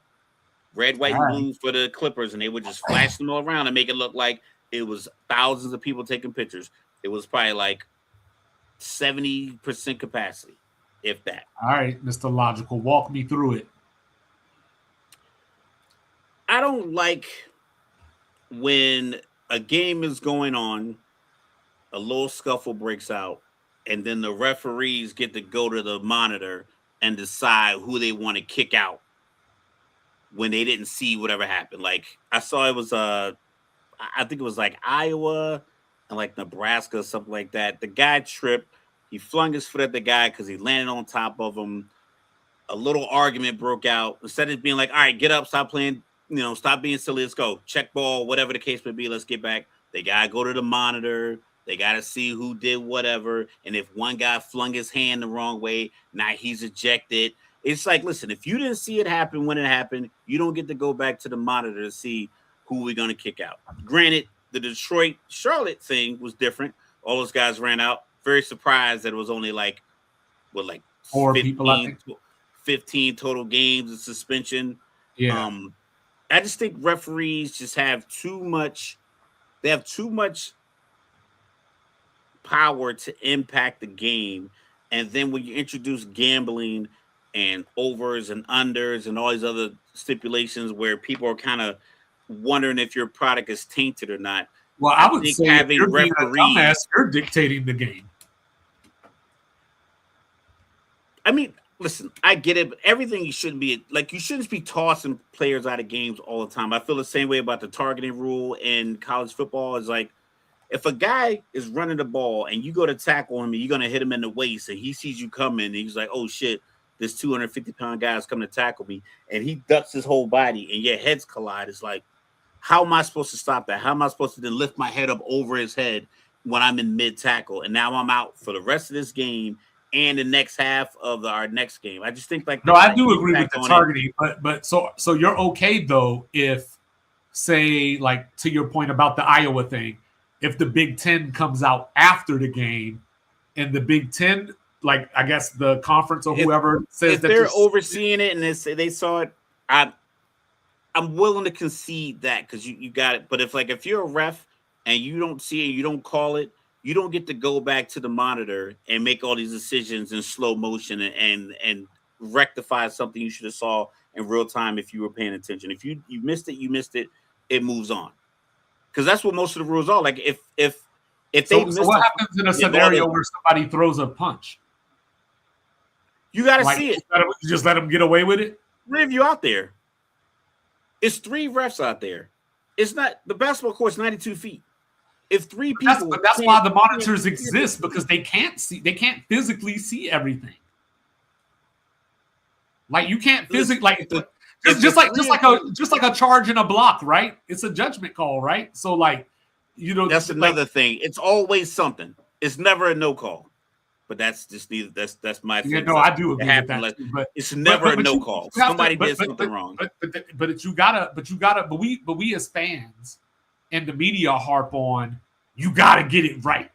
They get 4 refs out there. You know what I'm Stop saying? relying solely on the monitor all the time. I remember a game a few years ago. I know it's not an ejection, but like the monitor and the ejection, that was like the piece that was kind of bothering me. It was like when teams get to, like, refs get to go back and look at it. Just put 4 refs out there. Like, you're acting as if these refs can keep up with the speed of these young athletes. If they can't, just put 4 and have them work baseline to half court. You go from here to here, and this guy goes from here to here. And they just move like that. So it's a ref on every corner that can see every angle. So they're constantly moving from baseline to half court to baseline. So they're just I think that with a situation, they're running less. I think that with a situation like Charlotte and Detroit, that still doesn't work. Charlotte and Detroit, you're gonna be able to throw people out just based off who you saw throw punches because it's crazy and it's chaos. But I'm talking about, like, if you didn't see the foul, you don't get to go back to the monitor on the out of bounds and seeing who knocked the ball out of bounds and then get to call a foul. And that's that player's 5th foul night of the game. Did something like that happen? Y'all refresh my memory. Did something like that happen with it happened with the Lakers Minnesota last year. Okay. They called it out of bounds they called it out of bounds off of Ant. Then went to the review and said, actually, it's a foul on LeBron. Yeah. And then I think they got free throws out of it, and I think that put the game like out of reach. Yeah, it did. Okay, yeah, I thought I rememred something like that. No, I do agree with that particular thing. But as far as like the scuffle and, trying to figure out who instigated what or whatever the case may be, if players, I think that's still fair to review that because you're paying attention to that. But if 2 guys are bumping off after a rebound, and one guy throws a bit of a harder elbow and bumps it and pushes the other guy, and the ref comes over and breaks them up, but he doesn't call the foul on either one of them, you don't get to go stop and see who did what. All right, what you think about that? Your job is to see when it's live. You break it up and you play ball. Like, it's like, I don't understand this expectation of these guys to be on this emotional high and this physicality and to battle like Goliaths that they expect. And then when they get a little out of line, you throw them out as if this is some kind of like teacup sipping competition. I think if there's a fight on a court and Isaiah Stewart is on the team, you eject him. You just eject Isaiah Stewart. I think that's you got to start there. In fact, I would expand it to if there's a fight on any NBA team, just eject Isaiah Stewart because he has something one more game. He just got to get out of here. But to your point, I do think that it. So this is one of the areas where like instant replay is not helpful because I think to your point, logical, like before instant replay, you would just say, okay, these are the people y'all bugging, get out of here. Now we're going to litigate the whole situation. And I do understand from the standpoint of like people saying, well, you want to get it right 100% of the time because what if you actually throw out the wrong guy? But that's something we lived with for a very long time. We were fine with. Perfectly fine with it. Like I'm perfectly fine with that. You got to make the judgment call. You got to make the judgment call when it occurs. Oh, I agree. I agree. Like, because like I said, sometimes there are things like depending on this imaginary scuffle that we're talking about. There's a lot of things going on that you just I'm can't gonna look it up to make sure because you weren't looking. You know what I mean? There's involved though. Yeah, like we've seen people grab balls and stuff on the football field in the fumble, and gouge eyes and all this kind of stuff like that. So yeah, like it does sound a little silly to go back and go, hey, I saw you gouge his eyes under that pile, whatever the case may be. But if this is just a normal situation or a scuffle or whatever the case may be, and I'm breaking up something over here, I didn't see the punch that was thrown over there. And the other refs are in the middle of trying to get in. So there are things that you're going to miss in real time. If it's chaos, I understand. But I'm talking about all it was a rebound. Once again, refs that control the game. They missed a foul call. The guy got hit while another guy was on the floor.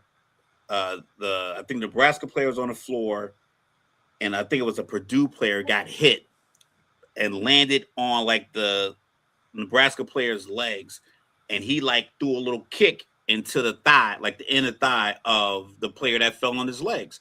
And then the Purdue player was like, "What the fuck?" And the ref was there, like, "Yo, knock it off, get up, ball this way, let's keep the game going." Like, nope, now we gotta go to the monitor because I think one of y'all did something wrong. Yeah, dude landed on my legs. We got a little scuffle. It is what it is. I didn't choke slam him. I flicked my foot at him. It is what it is. I ain't gonna sit up here. Let's press on. You right there. That's what I'm saying. You're right there. Like honestly, keep it a bean. The 2016 finals where Draymond threw his backhand at LeBron's backside.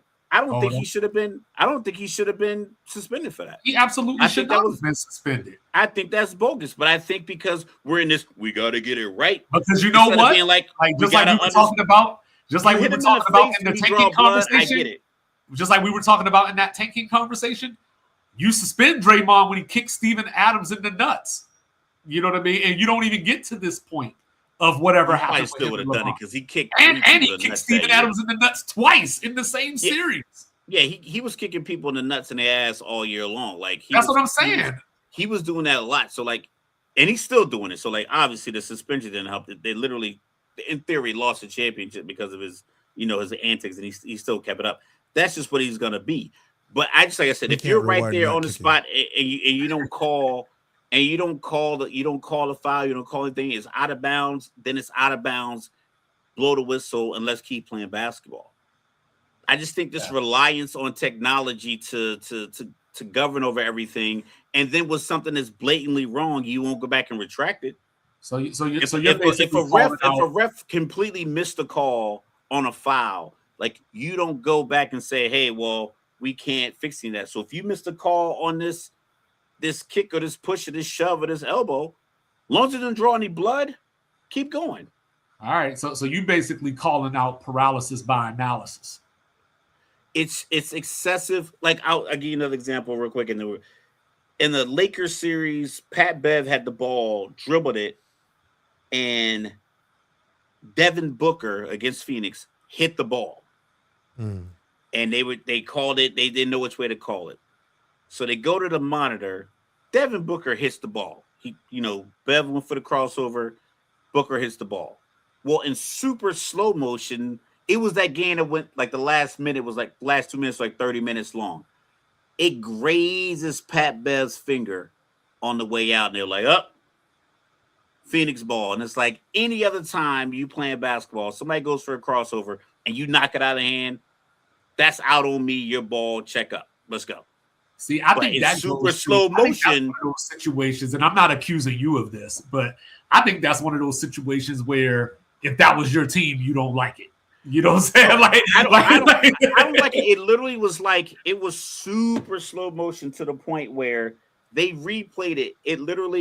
It grazed Bev's finger like this. But in the end, all I hear is they got the call right.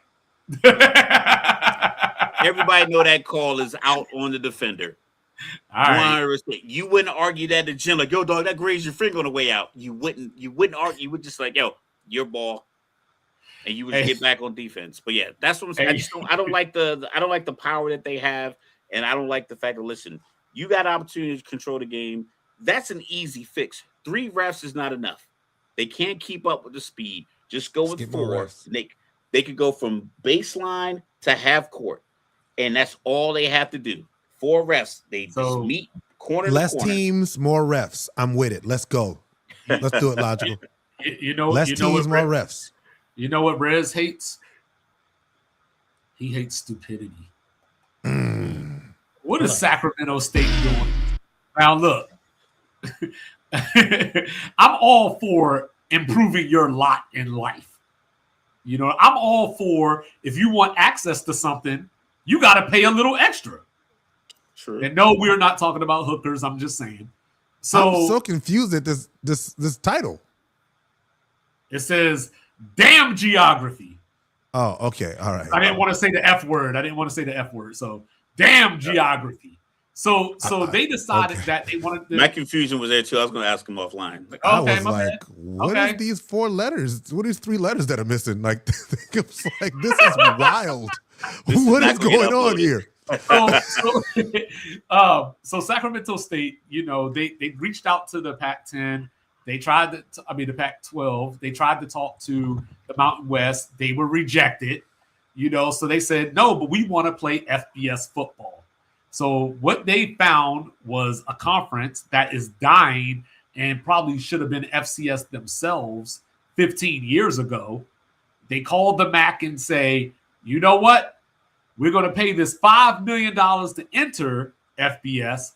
We're going to pay you $13 million to get into your conference. Now, that sounds pretty standard. We talked about North Dakota State. You know, they paid their $5 million and then $12 million to get into the Mountain West. Where it takes a turn is for the first 5 years of them being in the MAC, they're going to pay for the MAC teams to come to their stadium. What? And I know that teams get paid for these games, so let's not be oblivious here, but we're talking about airfare and travel costs. They're paying all, not giving you $800,000 for showing up. I'm taking care of your travel and your airfare. Where are they getting this money from, first of all? Drugs? Drugs? You selling bricks? Because you're playing what, a 10 game max schedule? I think it's 8. 8. So even if it's 8 and you're playing 4 of those games at home for 5 years, that's 20 round trip airline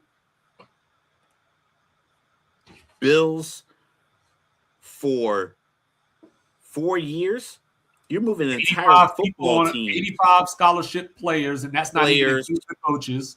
You figure there's probably at least a coach for every 5 players. So you're looking at another 20 coaches, equipment people, trainers. Equipment in of itself is like, unless you're going to make a demand that they drive their equipment out a week early and you're only paying for the airfare. But even with that, I think that's a terrible deal. I don't know why they would even take that deal, because I don't know if that deal gets you over the hump. Like we talk about relegation, I believe that the MAC they're going to be one of those conferences that just gets depleted by other big conferences, other big schools for their top tier players anyway. So maybe they just want to be in that space to where now they're being showcased and some of their guys they're playing against these MAC schools like Toledo, Miami of Ohio, and they're competing well. And some of their players are getting recruited by other big schools, and they can use that as a recruiting piece. Like, hey, you come to Sacramento State and, you know, you play with here 2 years, we'll develop you, and then maybe Auburn or Georgia or LSU or Florida come calling. If that's the case, or just being on TV, I don't know how much money you can make being on TV, but I think this is a bad deal. So on a side note, real quick, I want both of y'all to think of an obscure basketball name. Who do you think is the head coach of the Sacramento State basketball team? Kevin Ollie. Is it Kevin Ollie? No. I was waiting for you to say something. Aaron McKee. Mike Bibby is the head coach of Sacramento. I heard that name earlier today. That's obscure, man. Crazy. Why were you talking about Mike Bibby earlier? That is crazy. I was watching a sneaker collector, and he was talking about how he had more shoes than Mike Bibby. Oh, okay. Mike Bibby has a lot of shoes, apparently. Apparently, he has a shout out to Mike Bibby. Sacramento State. So Sacramento State, you know what I mean? All time in their history is 84 games under 500. They had a little playoff success recently in the FCS, under Troy Taylor, who left to go to Stanford and then got fired, last year. That's why Frank Reich was there. The city of Sacramento has about 527,000 people. The state of North Dakota has about 800,000. So just from that standpoint, I think Sacramento State is overestimating how much California would care about them. Because you already got your USC, Stanford, Cal, UCLA, right? But then you got your Fresno State, your San Diego State, your San Jose State. And the capacity of their stadium is what, 20? Well, we looked it up last week, like 21 or 26,000 people or something like that. Well, that was North Dakota State. They had 19,000. And then Sacramento State had like less than 30, right? They have 21,000, not 195. That's a basketball arena in most of these top schools. I think it's a bad deal. I don't know why they didn't lobby more for the Mountain West. They got told no. Just had too many teams. I would have offered that deal to the Mountain West and like maybe a 50% travel before I went to the basically Eastern time zone, Central Eastern, like the easternmost part of the Central time zone to get. They do have Buffalo and UMass in there, so there is some East Coast in there. Yeah, so it's like you're trying to lobby. I don't know who was part of the negotiation. They probably should have got someone who worked on one of these NBA, NFL collective bargaining deals to allow them to get a better deal, because I think that might be one of the worst deals. Because what is the MAC getting? Because not like the MAC is getting a big time bowl game, so they're not splitting a lot of money there. They have probably an ESPN deal, so they're getting a little money there, but they're forfeiting all of that money just for the hope of exposure.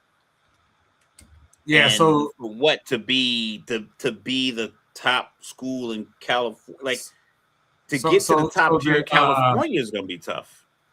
So the MAC, their media rights with ESPN, which goes through 2027, is valued at about $100 million. So total value per year is about $8 million per team. So $8 million divided amongst all. So the per school payout is about $2 to $2.5 million for the MAC. They're paying $2 million for every game that I imagine it costs at least $2 million of the fly football team. And to your Mountain West point, from Ohio to California to play a football game. And to your Mountain West point, they play the Causeway Classic against UC Davis every year. UC Davis just joined the Mountain West in every sport but football this year.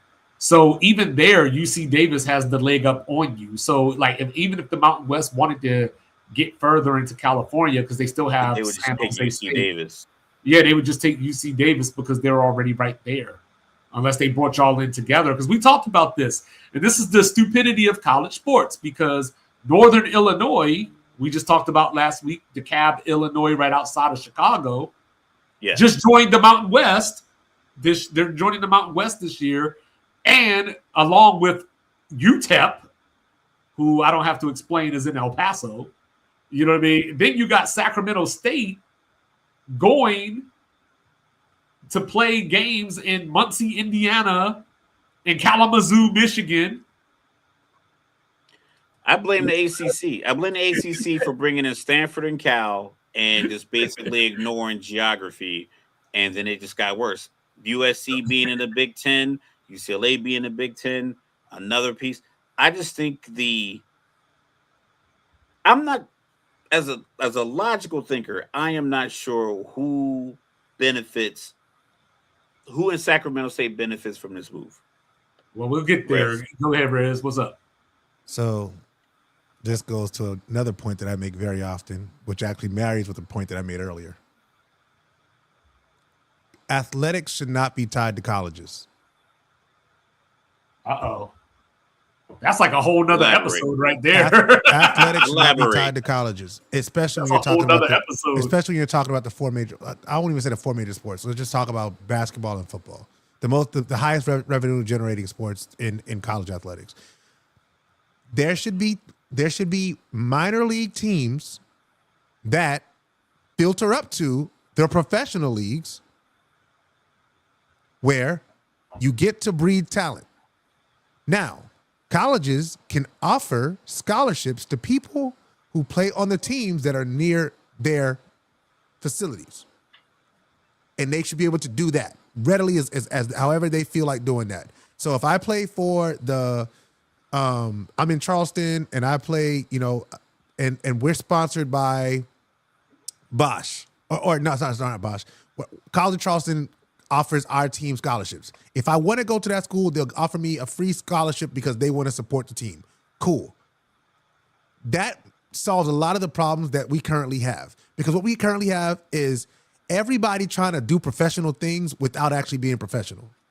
There is no governing body that regulates any of this.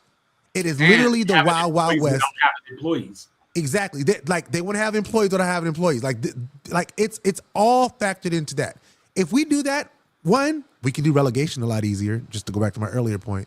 But secondly, a lot of the stuff that we run into when it comes to, we shouldn't be paying players for this or that, or we need money. The other part is, we actually need to do this because these sports, these revenue generating sports, are actually covering the cost of these school buildings, which are driving up the cost of education, which makes it unaffordable for students to actually attend games. Like, these are things that are happening because these schools and these sports are sponsoring the other sports that are less revenue generating. So now we got to get this team, this lacrosse team that barely brings 20 people out to a game.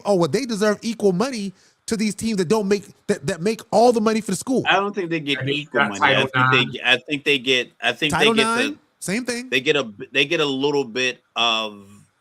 They get the ass. You should eat what you kill. You should eat what you kill. If your school, your organization, you're paying for these things. Listen, my last point, and I'm gonna get off it. We hate socialism until socialism benefits capitalism. What they are doing in college basketball, college football, when it comes to spreading the money around so everybody gets, that's socialism. Go. Redistribution of wealth. That's pretty much our current tax situation is socialism. It's just the people at the top are getting the money that's being spread around. It's not making it down to us normal folk. But yes, I understand your point. I still think at its core, college and sports are synonymous. I understand that the business aspect of it is kind of convoluting the conversation and taking over the conversation. But at its core, people who play college sports deserve an opportunity to play college sports at the school that they want to go to.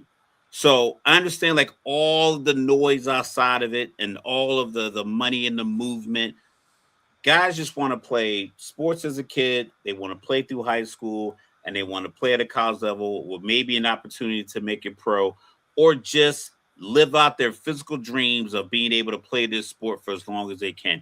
It's a few professional lacrosse leagues. I don't think there's many swimming leagues or anything like that. I think if you don't go to the Olympics, that's kind of end of your career. Work at UPS, boy.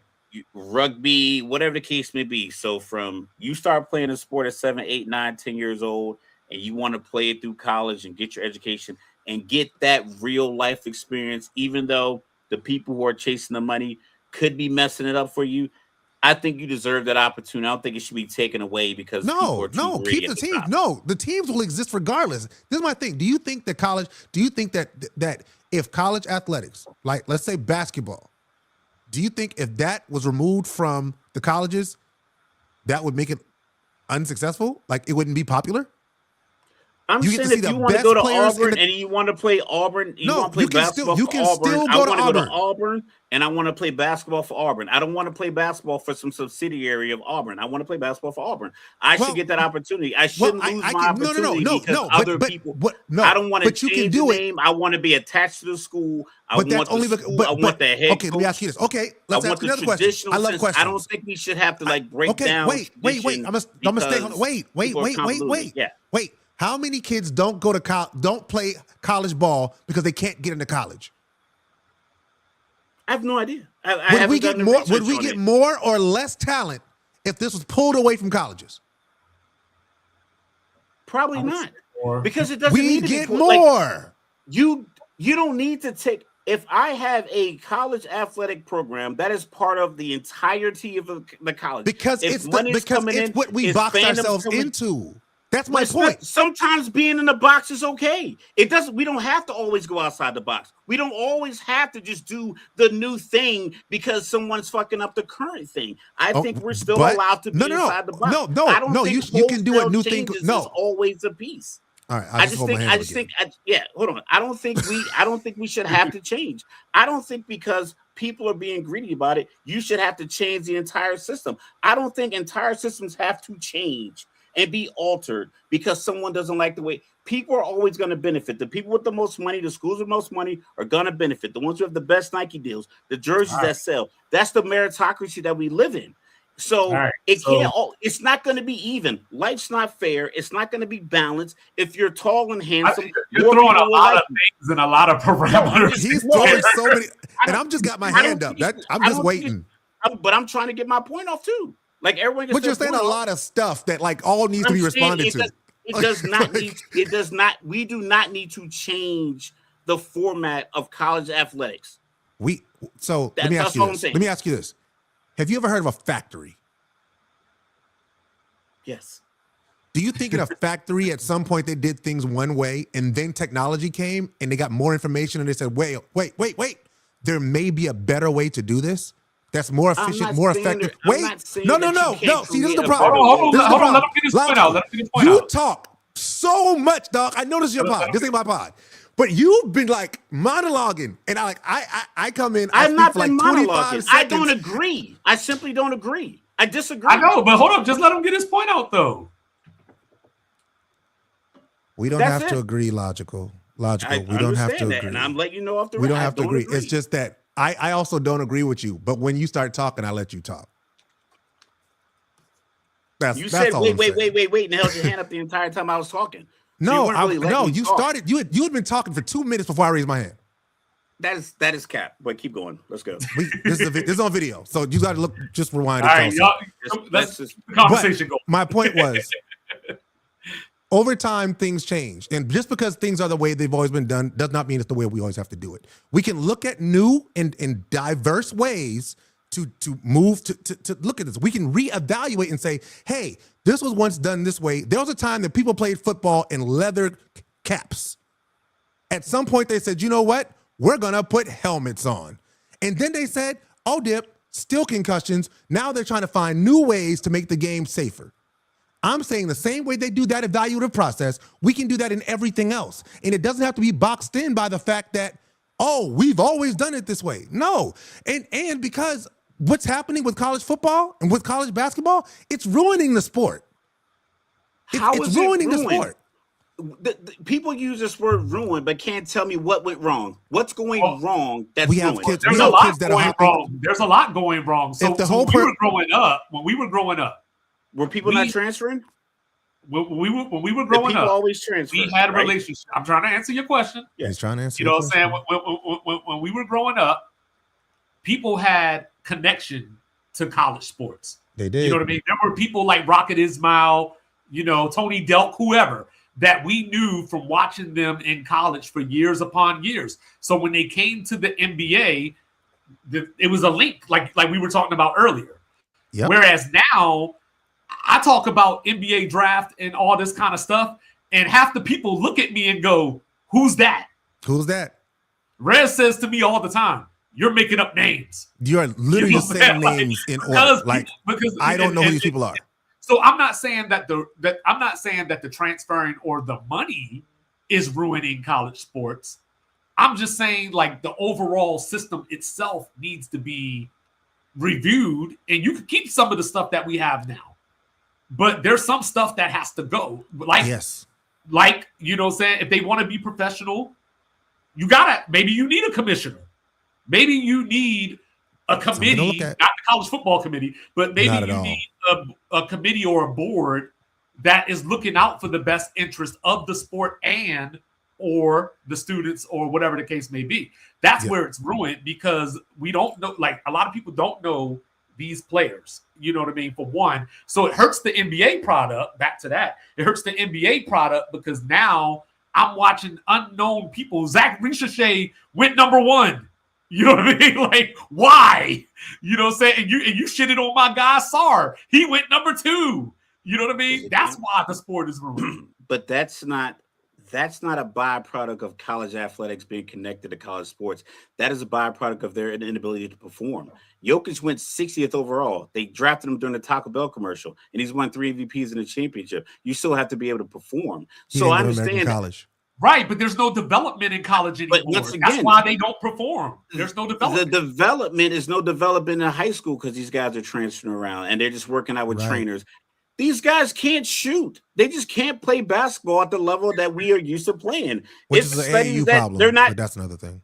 Yeah, it's a whole totality problem. But that still doesn't, like, I understand you guys' point that things can be altered and new ways of looking at it. A new way of looking at, like, how do we pay players? This is the new way that they're doing it. It is not a perfect way. So I am not, going to abstain from any kind of improvement or changes or real evaluation. But I don't think just detaching college athletics from the university is something that I would be on board with. I just think that I think that I don't think that connection is the problem. I think the intricacies within it and the lack of regulations are the problem. I don't think you take away the college athletes, because if you don't regulate the transfer rules, if you don't set real dates, if you don't set a real calendar, if you don't set maybe even a salary cap or a spending limit, or at least at a minimum, like honest transparency exposure with the money, because all of these schools who were Nike schools, Oregon was good for all these years. How come they had 1,000 different uniform combinations and Toledo doesn't? Because they got more money from their Nike boosters. The money always will be the thing that either levels a playing field, or like somebody else is going to get an advantage, and that's like fine. But that's the way it works. Going to baseball, it's not a level player field because teams like the Dodgers, like we were talking about earlier, college is supposed to be. You know what I'm saying? It's supposed to be. It isn't. You're not. I know, leveled, that's the problem. You're not leveled academically at every college. Every college, the floor for academics is different. So it's never level. It's the size is not the same. So your talent pool is not the same. If you have Michigan that seats 100,000 people at their stadium, and then you have Sacramento State that seats 20,000, it's not a level playing field. Right, and that's why there should be a separation. There's the illusion that it's level, but it's not level. That's why nothing is level. That's why there should be a separation. Smarter, some people are stronger, some people are faster. And that's why the max should be FCS. Logical. Do you think if the Oregon football team wasn't tied to the college, but Nike put that money into building that stadium for those players to come out and play, do you think they'd still get in front of 100,000 people? Well, Oregon don't got that. I guess Oregon. I mean, like I'm saying, like if Ford says, okay, Ford sponsors the team in Michigan, and it says we're going to build the exact same stadium. Do you think they can fill that stadium without being college? Yes, but to your point, I don't understand why you need to disconnect the athletics from the school just to do the same thing that the school is doing to put people in the seats. I'll tell you why. And I think it's a personal thing for me, because this is something I didn't start thinking about until my daughter went to Clemson. So my daughter went to Clemson. She got in 2020, right? Now, the year after they won the championship with Trevor Lawrence, right? That year, they doubled tuition. Just based off the title. You don't think they would double? You don't think they would double tuition if there's going to be a connection? It's there. It's still in that backyard. They're still going to. No, I think Indiana is about to have the most enrollment that they've ever had in history. Yes, they literally told us. They literally told us on orientation week, "Hey guys, just want y'all to know, people are trying to come here in droves since we've been good. If you look at it, we're on an upward scale. You're going to expect a bump." Doc, this was during COVID. Supply and demand. This is during COVID. So when I look at colleges doing that based on the athletics that are there and the way they want to treat the kids, I also, from that side, so that's the college side. From the player side, why do we want kids to play in college, right? Because we want them to get an education, right? Because this is what it's rooted in, right? We said we care that these kids are getting a quality education so that they can have a life outside of sports. Because what did the commercial say? 98% of all players that play in college will never play in professional or something else. They're going to go right? professional or something else. Yes. So now we have a situation where kids are going from school to school to school to school to school. We have people that have been at 4, 5, 6 schools over the course of 4, 5, 6. Carson Beck, 8 years, right? Because Carson COVID Beck and everything. graduated 2 years ago. Carson Beck's only been 5. It was, but there's the guy at Miami that just got graduated. Yeah, he said he graduated 2 years ago. 2 years ago, he hasn't taken a class. Got 9 years. Right. So when I start hearing stuff like that, I'm asking myself, why is this tied to a college? And that's all I'm saying. I don't even want to change anybody's mind about it. I just want us thinking about that question. Who does it benefit that college athletics are tied to actual Carson colleges? Beck because he was going to get drafted in the 4th round or something. so with that information, I don't think you should be able to double tuition based off the football team making more money. That's just greed, bro. I don't even think that's because of. I think that's just greed. That's just greediness. UCF didn't even really win the national title. They just called themselves national champions because they were undefeated. You know, so it's skyrocketed.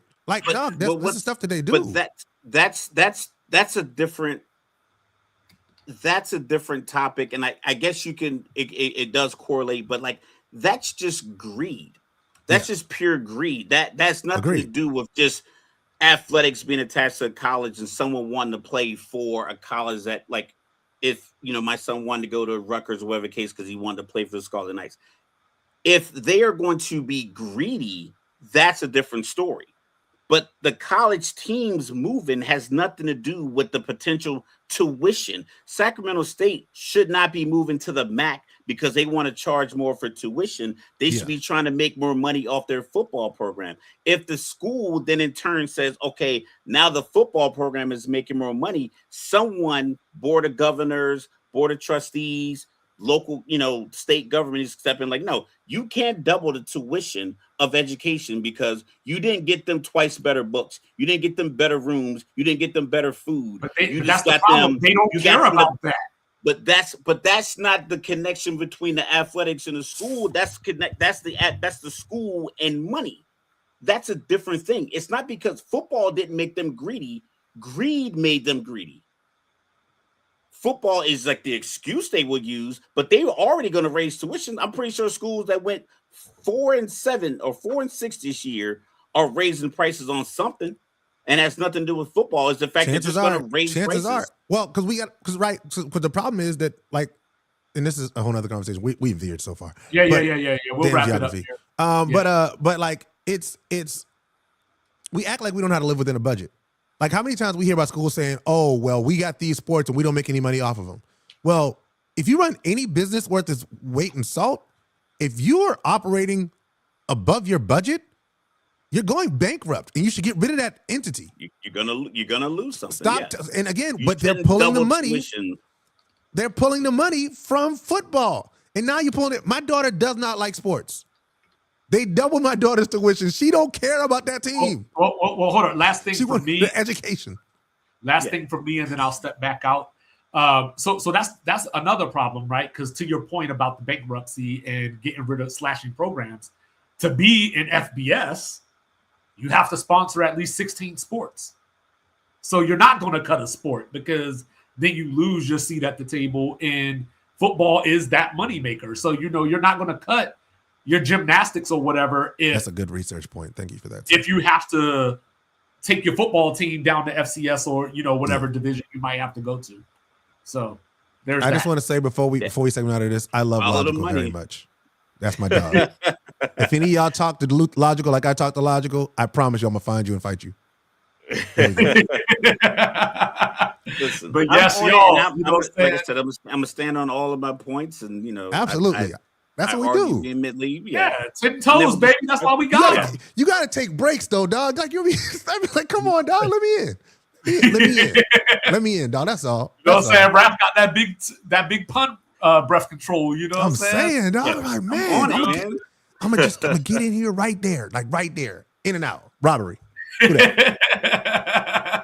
You know what I'm saying? What's up, Jack?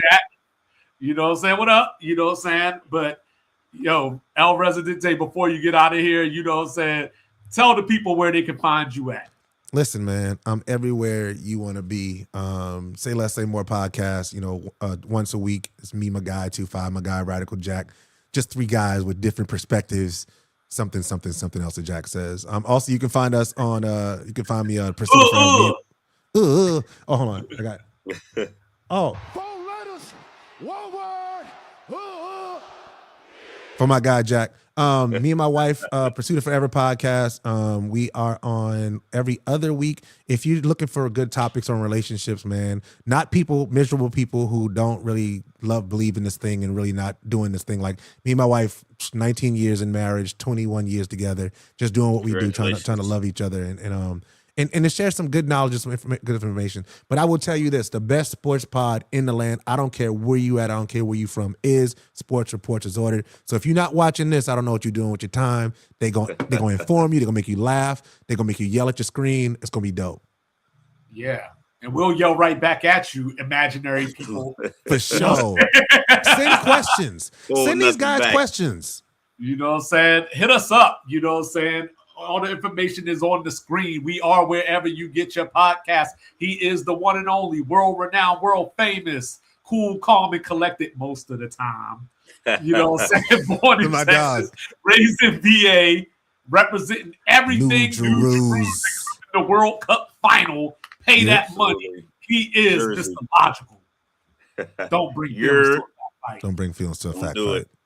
And then down here in the Alamo is your unorthodox statistician going left so much you thought I was southpaw. Going left so much that Ronda Rousey better watch me because Gina Carano going to knock her on her ass. She doing that again. I am 2-5. And just in case you didn't know, I do believe in Joe Hendry. This is Sports Reports is Ordered. Like, review, subscribe, share, rate, do all the free things, do all the good things. Liquid death in hand. See y'all in a few days. We'll have some basketball NBA back by then. I'm watching my Wildcats lose to Georgia right now, but we love y'all. Salute on out. Boom. I too am a veteran. Bang. 3 vets, no gimmicks. East to the west, it's the order we shall.